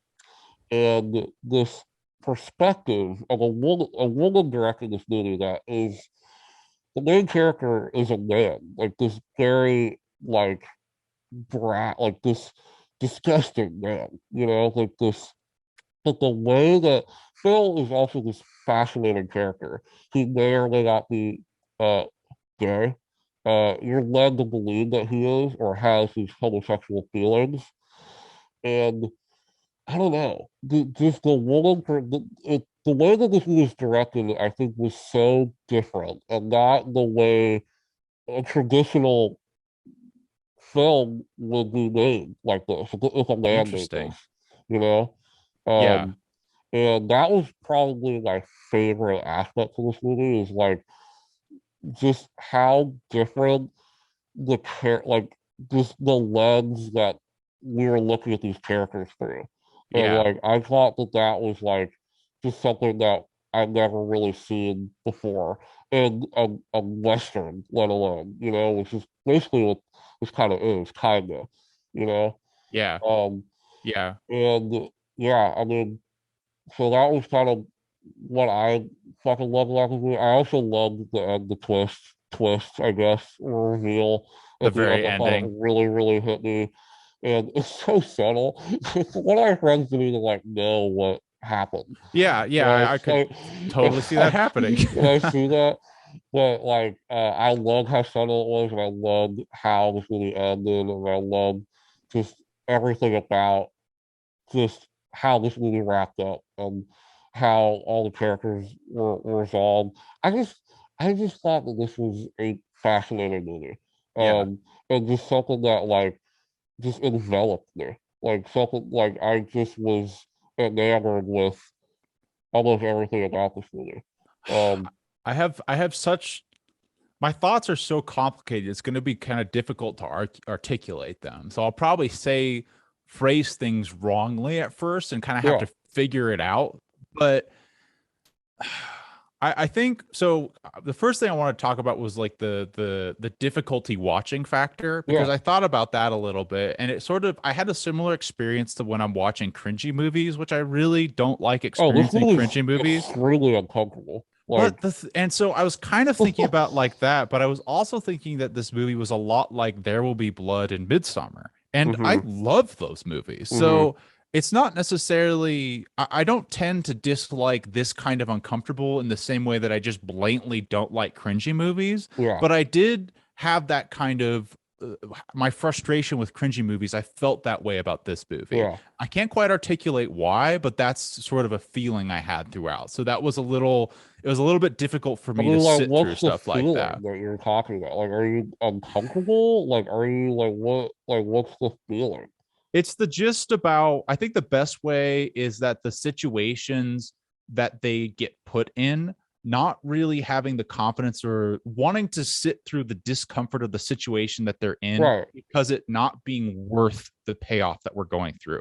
That it's just sitting through this uncomfortableness. It's the idea that the uncomfortableness that you have to sit through won't have the story payoff in the end, if that makes Okay. sense. Because a lot of times it really felt like, which I think this was intentional, that a lot of the situations of the discomfort or tension, it wasn't clear where these things were going per se. As Oh in yeah. something like Midsummer or There Will Be Blood, it Right. had a similar type of unknown of how is this going to unfold. I didn't know Right. what was going to happen, but I Mhm. had the confidence that it was moving somewhere. I didn't have that confidence for this film for whatever reason. I don't quite know why, but I just didn't really trust it that it was going somewhere with it. I do think that when I got to the ending of the movie, I think that it's. So I think what you're trying to say, I think I get it now. What you're feeling was you didn't feel confident that you were kind of mad that you're put in these situations where you didn't know where the movie was going, where you didn't know like what That I did that. I didn't know. You didn't I have really, confidence in the film that it was going to be satisfying at the end.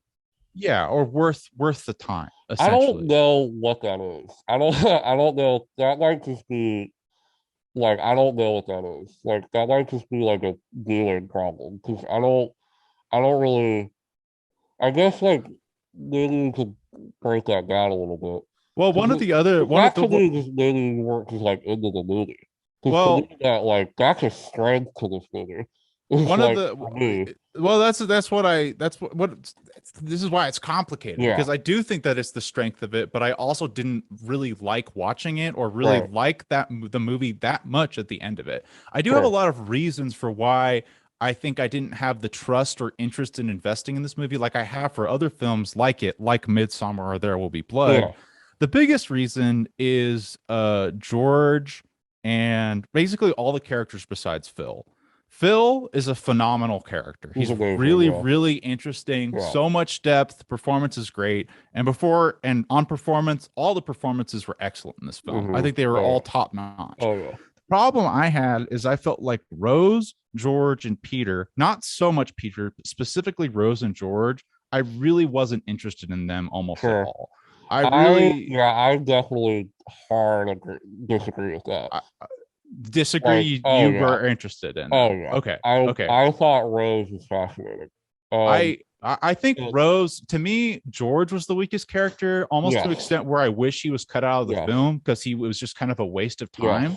And I love him in the movie. Like I love his performance. Jesse Plemons is great. I love Jesse Plemons. There's so my favorite moments in this movie, like this innocence. He is a very important character, integral to the movie, especially towards the end when he leaves. He has to leave. Well, he's not in this movie for the majority of it. He has to.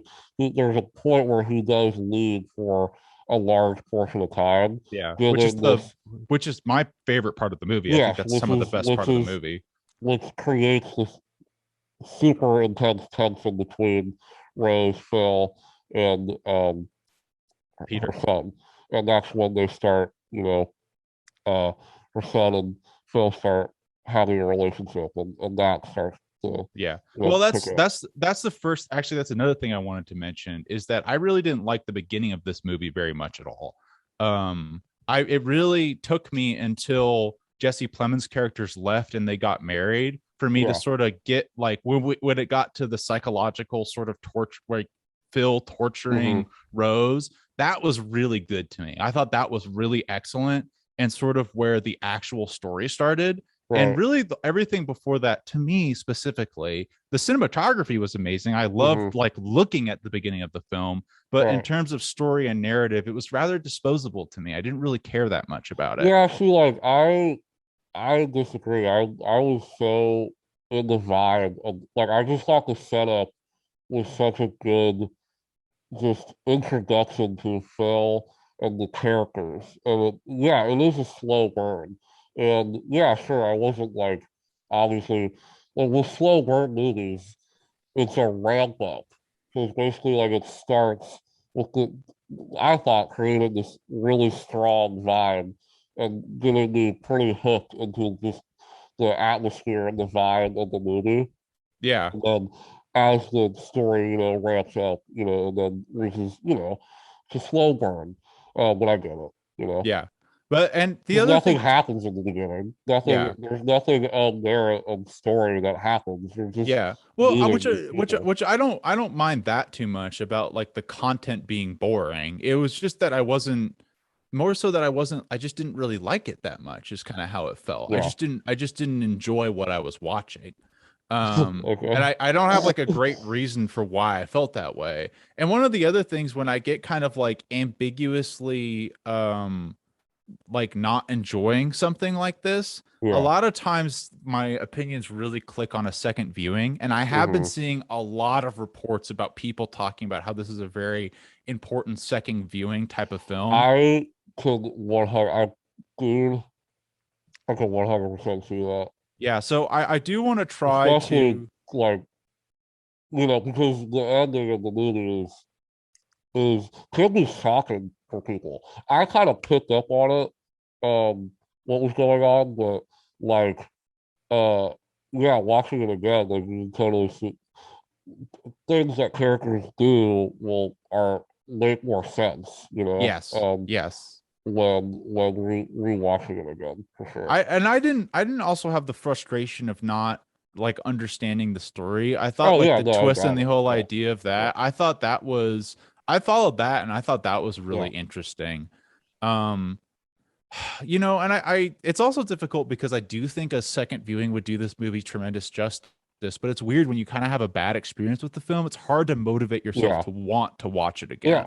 So that's kind of what, so one of the things, the other things that I thought, those were the things I really didn't like about the film. But Mm-hmm. one of the things that I thought was really interesting about the film was sort of its unconventional, how this is a very simple story in a lot of ways, and a Yeah. story that seems like it should have been told a lot of times before, like a cowboy story that doesn't like his whatever, like you Mm-hmm. like it, but it's very different than what you typically see, especially in how it's sort of told, and Mm-hmm. Phil's character being so complicated, and Yeah. just sort of like the undercurrent of what's going on is very different than what you see on the surface. That's Right. very interesting.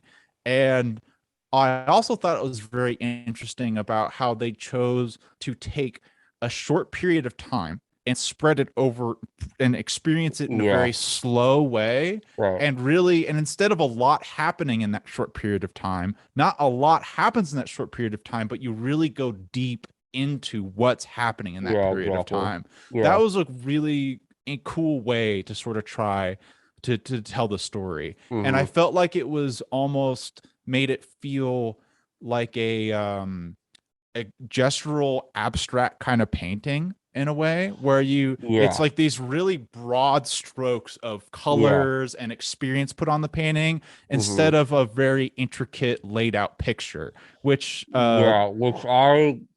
That is probably what super sucked me in was just the way that this movie was kind of told, like that they were getting at. It's just that's such a good way to put it. It's like these, yeah, like these broad strokes of like kind of like it's not necessarily so interested in like telling almost like every detail or like there's no exposition in this fucking movie. There's right, no like right. scene where they're like, breaking down like there's no, spoiler, but there's no scene where we were spelled out what happened between, Tony Swift's character and Phil, and we're not told did he kill him or did he not, Mhm. or did Mhm. he put, um poison in the rope or not. We don't know, and that's kind of to me this film's kind of genius is this really interesting, ambiguous kind of feeling that this movie has, which like There Will Be Blood is a pretty good example. I don't think that this is like story wise, obviously super different, but Mhm. um vibe wise, very similar. Yes. Um and like I think that I'm just I love both. I love There Will Be Blood, and I got the same kind of vibe that I did like from this just through. I thought Phil was just I couldn't take my eyes off of him. I thought he was like such an like just layered and such an interesting character. Like one of the most layered and fascinating characters I've seen in like a movie in a while. Like Yeah. he, I could just watch him for like hours. Like he was just one of the paragraphs. I mean, was just he was amazing. He like it really felt like a three-dimensional character. Like Yeah. it felt like so much going on, and there's so much underneath the surface. There's I don't know. I love the subtleties that he had in his performance, and there's an aspect to it that when I first like saw it, I didn't know what I thought of it, but there's this whole aspect to this movie that I kind of got to earlier where he uh might be gay, or has a homosexual feelings.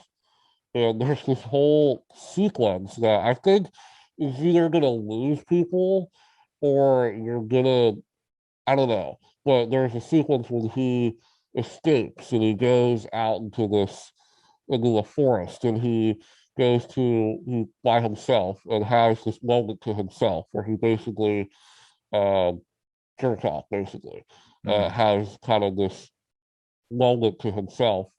And I just thought that was fascinating. Like, because it's it's just this layer of like what's wrong with masculinity in our society.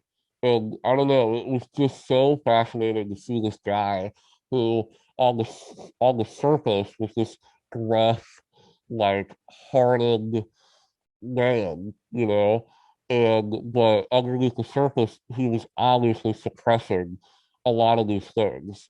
And I think Right. that's what a lot of obviously what a lot of men deal with Yeah. in our world. And I thought that was such a fascinating uh portrait of that, and something that like I've never seen that theme tackled in this way before. Yeah. And in a subtle way. It's not really like somebody might maybe not pick up on that, or not. It's not what this movie's really wholly about. It's just this Yeah. really interesting character, and Yeah. these themes are coming through in the characters, Yeah. um, Yeah. which I thought was just so rich. And I love movies like that have like these really deep characters that like the themes of the movies just come through with the characters. Like it's not really um it's just it comes naturally, Yeah. and Yeah. yeah.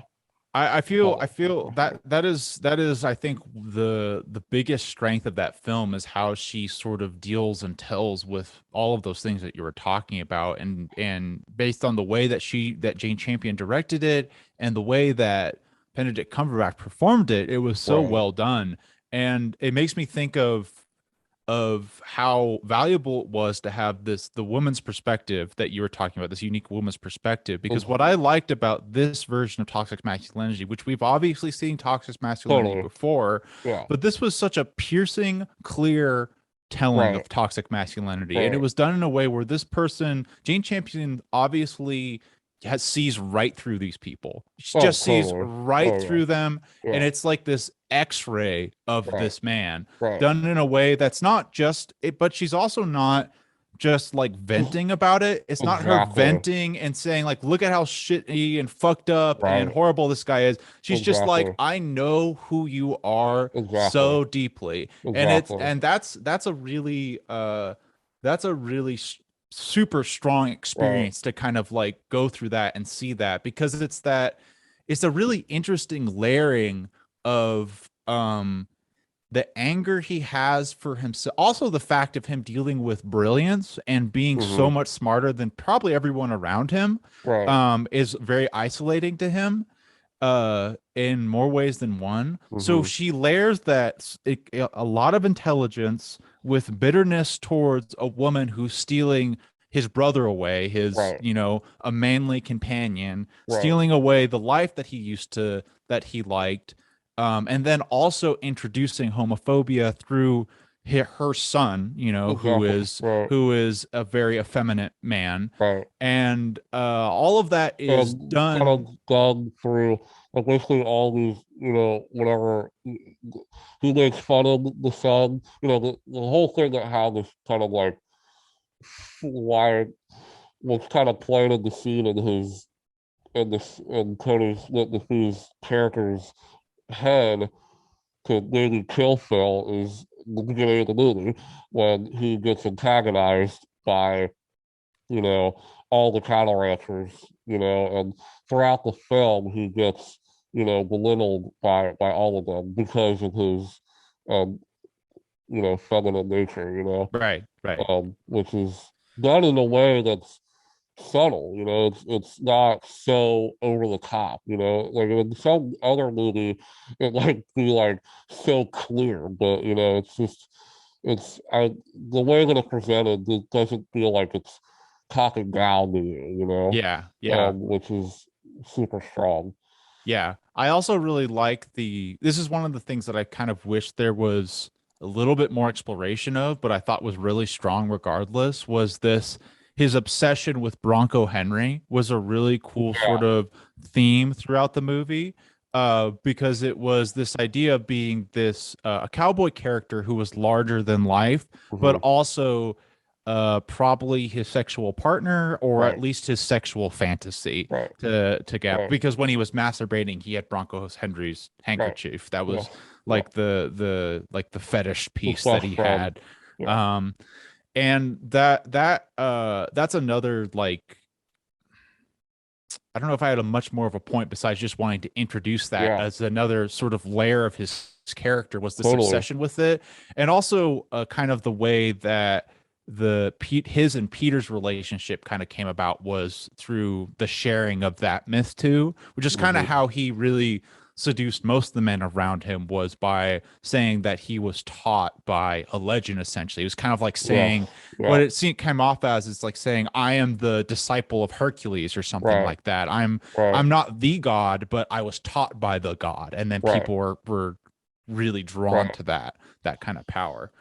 And yeah, so Phil is fucking fascinating, but I know that you didn't necessarily weren't as into Peter and Rose as characters. I want to talk about them though. I want to see what you think. I thought that like to me like that is the real thing that like just what really struck me is like the idea of protecting your mother, the idea of yeah, like that idea, and something that for some weird reason I haven't really, I can't really think of a movie in which that's the major theme of it, you know, or that's kind of, I can't really think of something like that. Like, I don't Yeah. really know why there hasn't been more movies about male characters protecting their mothers. There must be. Text me, Yeah. anybody out there, if you can think of any, but I can't really think of any that I think there are lately, I think totally, but it's not in this way. This is done in a yes, very it's different just way. this way of like, and what I love about Rose is that she's very like, Did I lose you? oh, I feel You're her. frozen. No. Alex, come back. Alex, my friend. Alex. Alex. Hello, No. Oh my hello, goodness. Oh, are you back? Okay, yeah. I got you. You're It back. looks I have you. so weird on my Because like, do I like nothing freeze? happens. Like I'm fine. I can hear you, but Do I does like my screen keep moving and everything? yeah, everything. I'm moving too. Everything looks fine, and then That's so weird. It just totally freezes on starts. my end. I wonder if that's your internet or mine. That's It's really why I it don't said know. my internet was unstable. Okay. Um, We're but back. yeah, Continue. but I thought that Kirsten Dunst. I love Kirsten Dunst. I think she's an amazing actress. Hmm. She's if you this is Mary Jane. Obviously, that's what everybody knows her from. But check her out in the Virgin Suicides, Melancholia. Oh yeah. Really good actress. And I thought that she was amazing in this movie, and I think she made up for kind of maybe the lack of character, maybe where she didn't necessarily we didn't know much about her. And I, honestly, I don't really think there was that much going on with her character in terms of like we knew everything about her that we could have. And like I think that the way that she played this character with this very like I don't know, reserved, nervous, protective of her son, but also very damaged. And her like accepting this marriage to Jesse Plemons, her married in real life, by the way. Fun fact. Oh, Um, and I thought those scenes of them meeting and uh falling in love kind of like were incredibly sweet. Like there's one moment that like I thought was just strikingly beautiful, and I know there's a lot of people that on film Twitter that are using this scene as like a meme, but there's an incredible. It's kind of like the marriage story sequence, you know, when like the argue. That's an incredible scene that now yeah, it's like a yeah, meme. It's kind of like that, but they pull over and they kind of dance in this in the field in this like open, beautiful, like open field. And Jesse Plemons, you know, has this really, really sweet moment where he's like getting a little choked up when he's like, I'm happy not to be alone. yeah, And to me, that just was like, it just was so sweet. You don't really see vulnerability like that yeah, in films that much, especially with men. So I yeah, thought that that was really interesting. yeah. And but I think seeing Curtis or Peter uh see his mother fall into alcoholism and like because of the stress that she's dealing with fucking Phil, you know. I thought was just riveting, and it kind of I just thought the ending was so satisfying, and that's just something that I think that character would have done, you know. And Yeah. it just was this thing that was unexpected. I didn't really think that was what the movie was going to be, you know. I did not think that Phil was going to die, you know, in Yeah. the way Yeah. that he did. Um, and it caught me off guard, and I thought it was beautiful. Yeah. Um, but You made me think about another thing about sort of where some of my dissatisfaction is coming from because I'm really sort of reflecting and realizing that I think really it's best to say I didn't like George's character much at all. I sure, wasn't interested in George's character. Not necessarily a bad character intrinsically, but I wasn't very interested. I really liked the scenes with Rose and Phil. Rose and Phil had a really interesting dynamic to dude, me. there's this fucking Fascinating scenes. crazy scene where she one of the more stressful moments in the movie is that she George is kind of pressuring her to play piano, Yeah. and there's this scene where she's like oh my God, where she's like practicing and Phil is up there with his banjo and he's like playing along with Yeah. the melody and like That's one of just the best scenes in the oh movie. Yeah. dude, oh my goodness. Yeah. So I love scenes like that. And I really love scenes My palms with are sweaty. Peter and Phil. I love that dynamic, but I didn't really like scenes with Rose and George or Rose and Peter or Peter and George that much. Those scenes didn't really connect with me. Sure. But I think I do think that the thing with Rose that's interesting is that I wish that they did something differently or a little bit more, but she's really important to the story. Oh yeah. She's really important to to the story for a lot of reasons because she's the person that Peter is saving and the person that Phil is victimizing. Exactly. So Right. she's a key piece of the film's functioning too. Hmm. So Rose's character is very interesting, but there's just a Yeah. lot of screen time with Rose that I didn't enjoy. Sure. Yeah. I also there's like this amazing scene too that I think like one of my favorite sequences of the movie is when they invite the governor, like I think it's like the governor or something to dinner, and it's like the first dinner that they have or something, and Rose is there, and that scene, there's this really interesting dynamic too. What kind of fascinated me about George and Rose, and this is why I kind of like loved their scenes is that there's this. I found their dynamic to be really fascinating because it's sweet on one hand. I truly do believe that George is really like split with her and like loves her, but on one hand, there's this very odd relationship going on. Kind of, I don't want to say trophy wife, but there's a weird vibe of who's kind of doing this to be um I don't know, part of society or more who needs a wife, you know, or and it was kind of shown to me in that dinner sequence where she's clearly like not, doesn't want to play piano and doesn't want to like, and I don't know, I just found that dynamic to be like really fascinating. Yeah.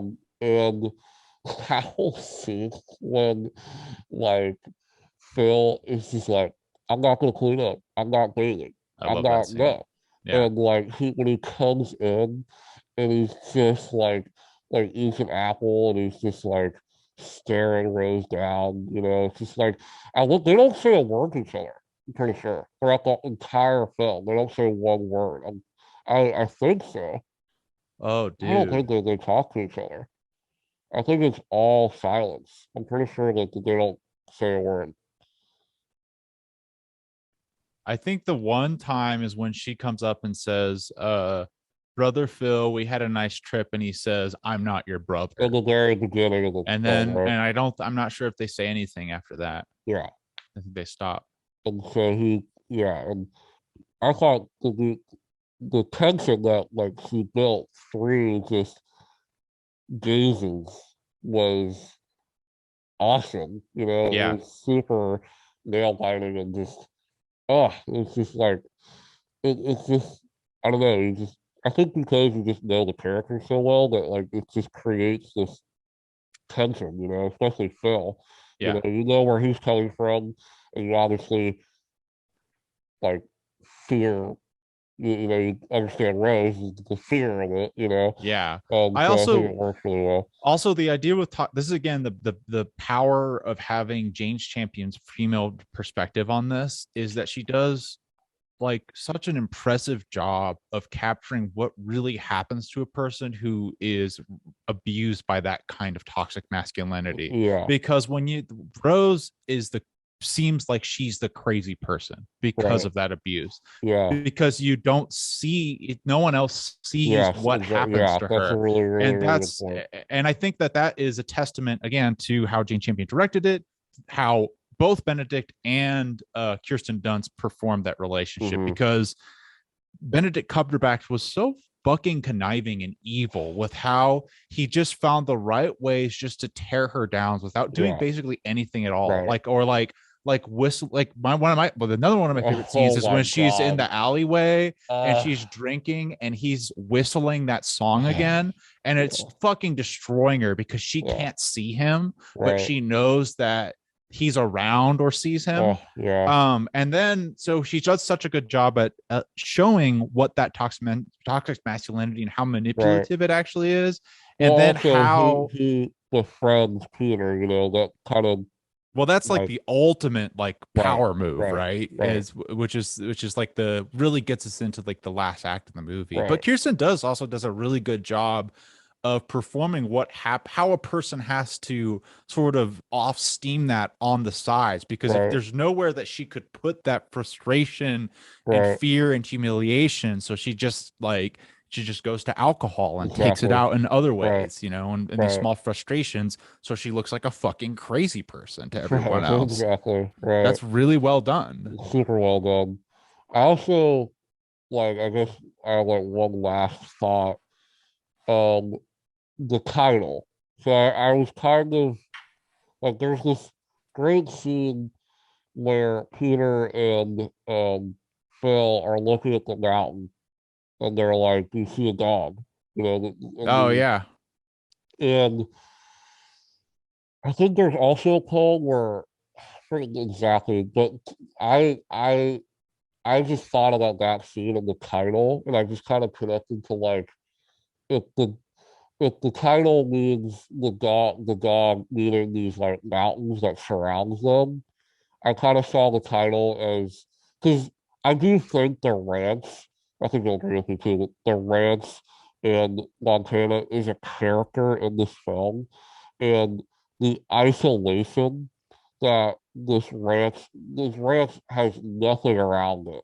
It's super isolated, and I think for me, like thinking about the title, the power of the dog, and meaning like this maybe the power of isolation and kind of how isolation maybe ties into kind of Phil's character and the things that happen in this film. I think is really interesting. But Yeah. there's also tons of different ways to probably interpret it. Yeah. But I don't honestly, I don't necessarily I don't know. I don't really have a lot of thinking about what that title meant. That yeah. kind of was lost to me. Mhm. I'm not really sure. Well, there's a moment where he literally reads a poem where he Well, I think it's the Bible. I'm pretty sure it's is the it the Bible. Bible? Yeah, Yeah. okay. So I mean, if I look into that and kind of you'll probably Yeah. figure it out. I'd be curious to see if Love the looking title though. Title, it's awesome a cool title. title. Yeah, like Power of the regardless dog. of the meaning, but it's a great title. Yeah, I didn't get it just from watching it though. right. It'd be cool if I there's a think little bit the more idea deeper is that meaning it into is an it. abstract title. It's like Yeah. it's you're supposed to kind of make up your own, or maybe not. I don't know. I gotta go back I and mean, the other thing too is maybe the idea if we're talking about it thematically, which actually this gets into the ending, which I want to unpack a little bit oh because this yeah, is where people are going to be confused. right. Um, is that scene that you were just talking about was that scene where so what they set up earlier in the movie is that Phil sees something in the mountain that all the other ranchers can't see. Yeah. And he just says, well, if you just can see, you just can see it or you can't. Right. And so and so all the other people are impressed by this because of like his knowledge, his power, the mysticism of that. And Hmm. so when he sort of takes Peter under his wing, as a way to manipulate Rose, or we can talk about those motivations because I wanted to ask you about that.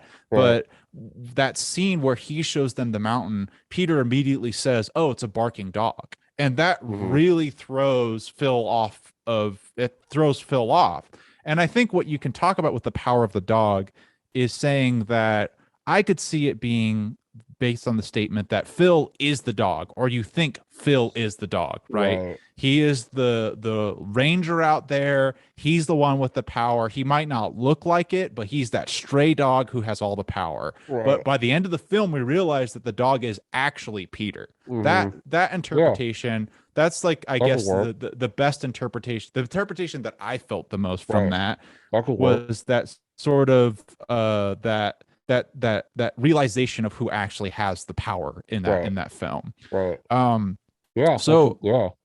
so one of the one That's great. that also leads into oh thanks one of the things I wanted to talk about too was about this whole transition into the second half when Peter and Phil really start hanging out with each other.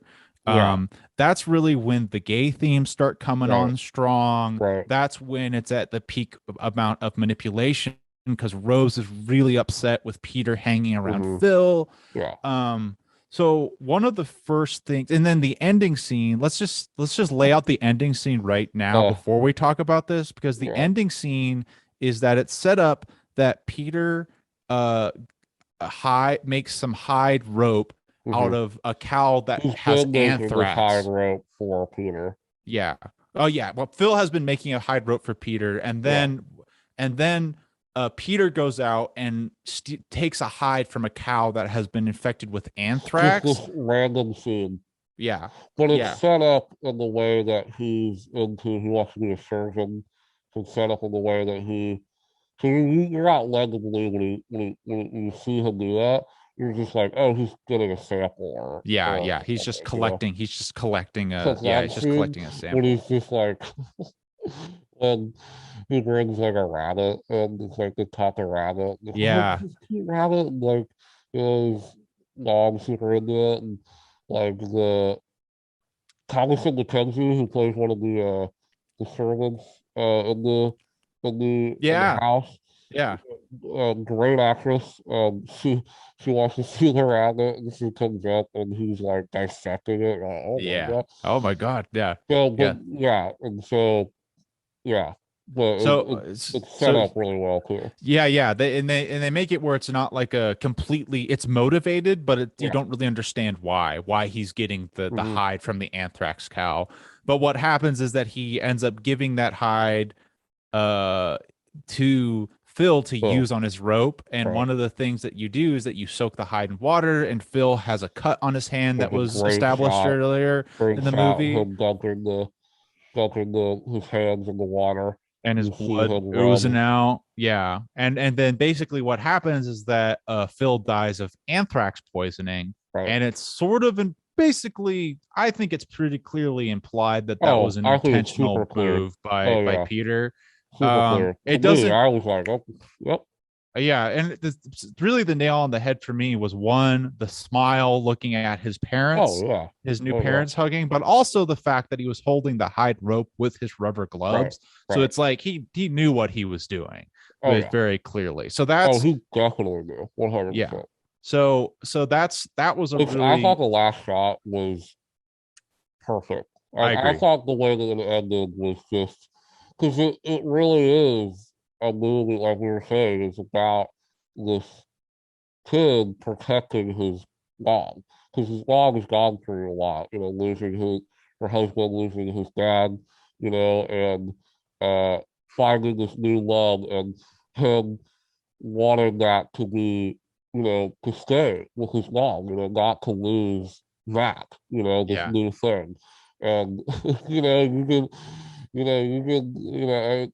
he went to pretty extremes to do that, but I think it's about, what would you do to protect your mother, Yeah. Yeah. I just thought that was such a perfect shot to like end on. I thought it was beautiful. So one of the things I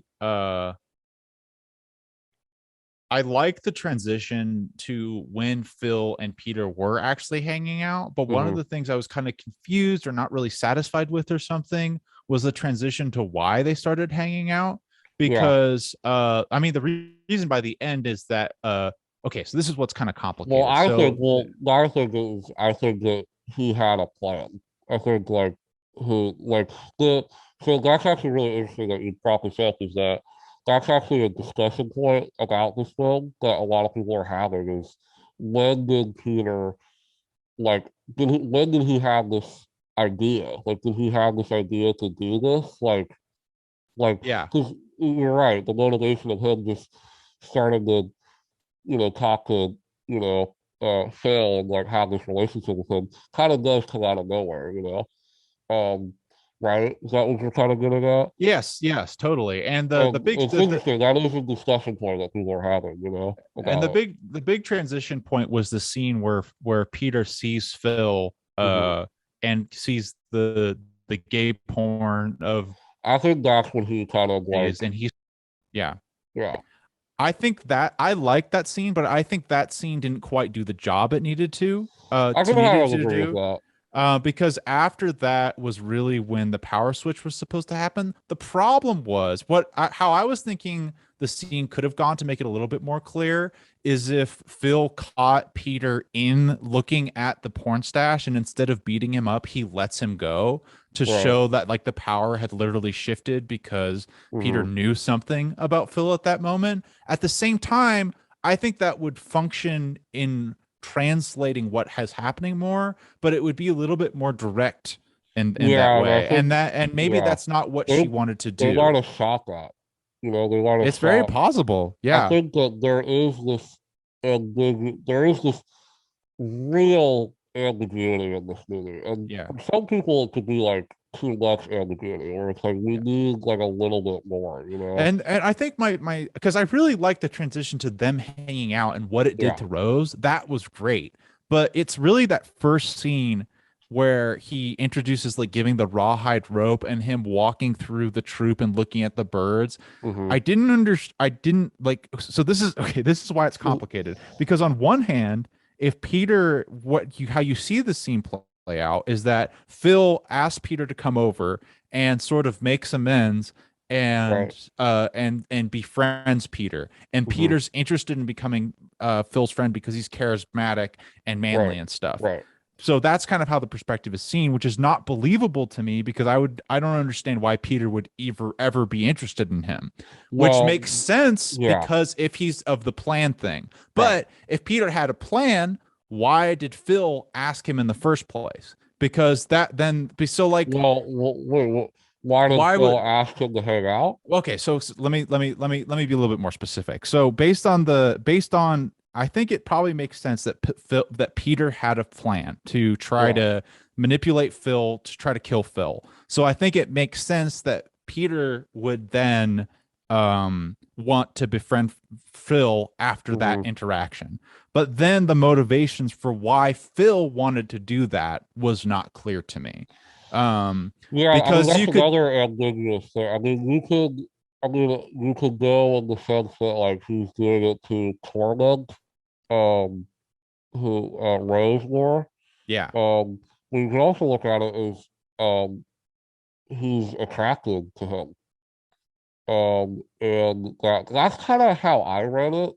Yeah. So so I agree with those reasonings. I think those reasonings are very good, but I think that it didn't play off that way to me. How that transition felt to me was more of a dramatic shift in what that character would logically do. Although the reason for it, I understand. Weird, but I think when the transition happened, I definitely did think it was suspicious, and I was like, "What?"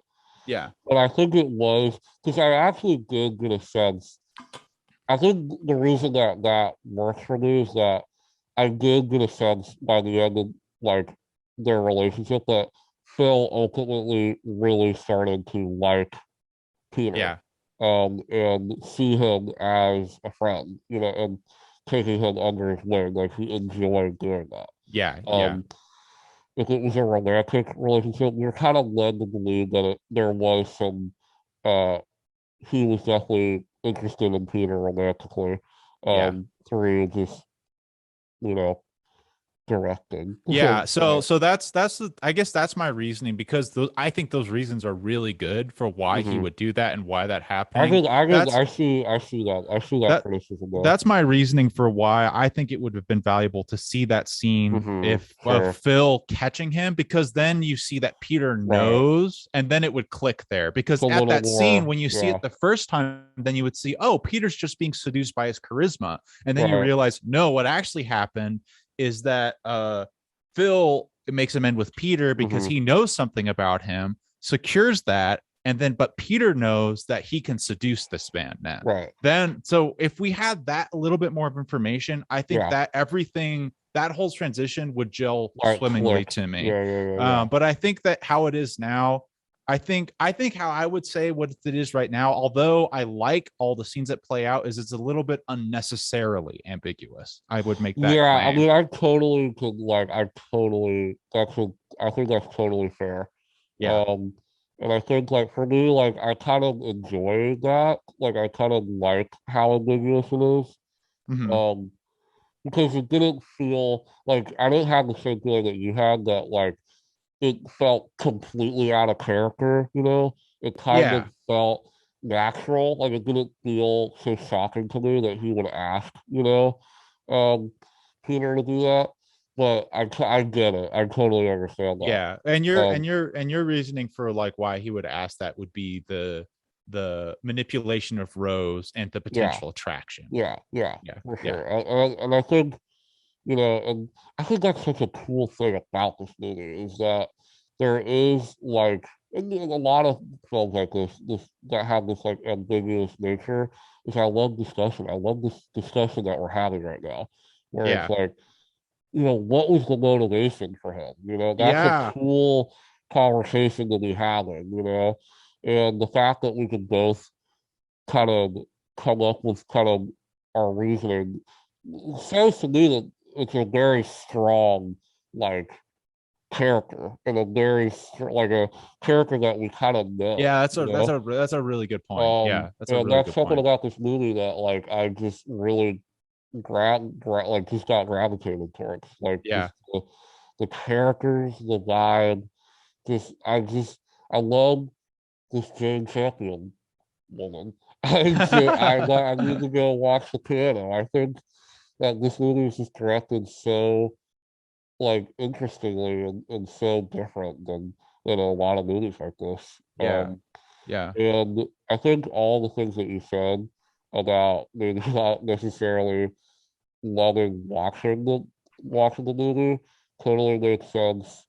Um, and I think, I don't think you're alone in that. I think this is definitely like, it makes sense that this is like topping like the New York Times Yeah. and stuff like that. I happen to like fucking love this movie. Um, but you know what I mean. It's a slow burn. Yeah. It's dealing with a lot of issues like toxic masculinity and things like that. But I think it's done in a way that doesn't feel like it's pandering and doesn't feel like because there's a Yeah. lot of Hollywood movies that are coming out now. Even though I agree with a lot of these movies, it feels like I'm being taught down to. It feels like Mhm. I'm being taught. Here's the message, children. Here's what Yeah. you need to know. It's like, Yeah, absolutely. okay, this is Absolutely. different. This is presenting characters and letting the audience interpret the characters and Yeah, interpret that's what's going on. It's that's not truly a strength about not it. like you know what this is about. Like I know my little dog probably gonna pick up on like the toxic masculinity aspect to it, because Yeah. he's not that type of film watcher, he's watching it more for like the plot rather Yeah, than and the subtext, that's another you know. interesting thing about this film where if you kind of don't either aren't interested, don't know, or just don't have experience with types of films like this, you could watch this and I totally see just not getting anything like from it, Right, like just not understanding anything that happens at all. It's just like, why did anything happen? right, right. Because it's so laid So out. that's cool. Yeah, yeah, All yeah, that subtext, yeah. which I I think love shit like that, I just obviously, so I think I'm comfortable saying that at this point that it's not that I don't like this film, but my first Clearly not. viewing The did way that not you're talking resonate with about it, me I mean, you because definitely have an understanding of it. You definitely seem to really got like it, yeah, and what I've kind of unveiled about my not my dissonant experience with my first watching of it is that there were parts that I didn't like, but there were parts that I really, really Yeah, liked. And there was right. themes and through Yeah, lines and the aspects about this movie. So based on if I'm like tallying up the things I liked and didn't like, I think there was more good about this than what yeah, I they didn't like. outweigh the negative. Yeah, And I think that it's also it's one of those things where I would be really it's really cool to have a really bad experience. It's kind of frustrating because it's not fun to be wrong hmm initially, but it is also really cool to have an experience with something and then have another experience and it's totally different. And I could see hmm this film transforming before my yeah. eyes when I watch it again after You're talking about it definitely more. a different viewer than I am because that like rarely happens to me. Like I usually am like Yeah. Well, I it's rare. see it. It's rare for me too, but it has happened to me Yeah, before. yeah. But yeah, I mean, yeah, I think this is one of the most interesting Netflix movies ever. I mean, this is a fascinating show on Netflix. If you have a Netflix account, you want to watch a fucking, different movie, definitely check this out. It's not like Yeah. any other Netflix movie out there. For Um, sure. you got that. You got I'm thinking of ending things. Charlie Kaufman movie, The Ballad of Buster Scruggs. This I is a still contender. haven't seen that. What the Really, hell? Yeah, dude, I that still movie is haven't. so good. I need to see It's that for sure. incredible. I love it. Um, so this is definitely uh one of the most interesting Netflix films. Like I said, Yeah. it's cool to see Netflix. As much as I have some qualms with streaming, just in general. You know, it's cool that this we're able to still like if streaming did not exist and theaters were going the way that they are right now, we would never see this movie. Like never. And that's cool. The fact that we have another platform other than theaters that we can see things like this is a positive. You know, that's great. You know, as long as these cool art films are being put into the world somehow. You know, and I didn't see it in theaters. I would have liked to see it in theaters. You know, but it's whatever. You know, Yeah. Yeah. it's just cool that I'm glad that Netflix and Hulu and these companies are Amazon are taking, you know, are letting, you know, art cinema prevail. You know, they're Yeah. buying these movies and letting them sit on there. You know, I um, agree. I agree. and yeah, fucking cool movie. Dogs are cool. Benedict Cumberbatch is cool. I'm kind of Benedict Cumberbatch like month. You're gonna watch this and then Spider-Man Ooh, that's this true. weekend. A lot of Cumberbatch. Well, should we I'm do the not thing? complaining. I'm not complaining. Are you ready? You want to do the thing? I Yeah, think it's ready to do the thing for it. it's sick Thick and and butter. butter up. Perfect. Uh-huh. Beautiful. Uh-huh. Uh-huh. Check, check, check. Amazing. Oh, Um, I what are we doing next week? I I have don't no know. idea. We have no plan. Spider-Man possibly. I don't know. Oh, yeah. Spider-Man's on the agenda. What? Okay. So what are the Definitely big on the agenda. kahunas coming out? We have Spider-Man coming out. We got Spider-Man. Licorice Okay, Pizza coming this out. is what I really want to do. We want why? This is just what I want to do. Okay, Okay. I want. So I want to review. We're gonna review Spider-Man 100%. I don't Yeah. know when. We're basically a Spider-Man podcast. Yeah, That's what it's we gonna do. We review happen. We'll Spider-Man. do a spoiler review. That's all. We're gonna do like a 2-hour spoiler review of that movie. Yeah. Hearing great things. That's exciting. Um, and then I would love to do Licorice Pizza. Yes. That's probably my most anticipated movie of the rest of the year. And then, but if I would love to do is after we see Licorice Pizza, maybe do a PTA ranked movie, ranked podcast.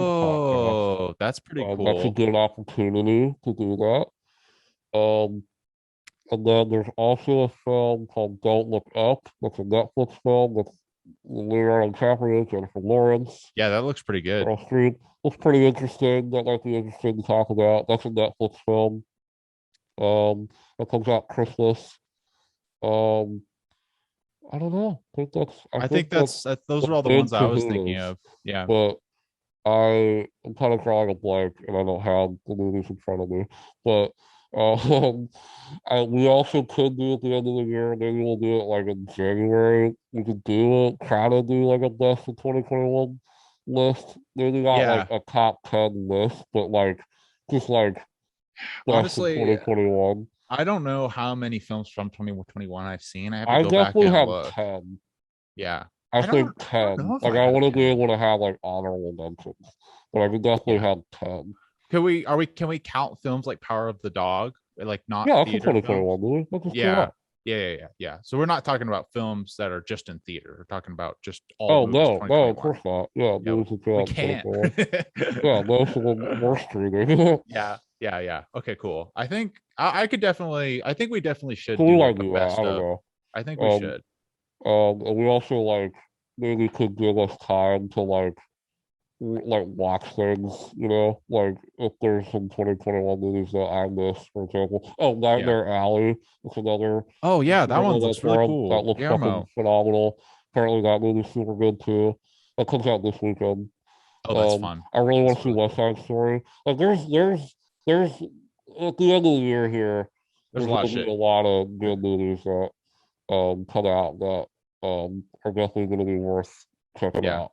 But none Um of you listeners, you lovey dozen out there, you won't be hearing any of that shit around these timelines we're talking about. You'll probably be hearing all of these podcasts we're talking about in September or something like exactly. that because we're so fucking wacky over at Thick and Butter Productions.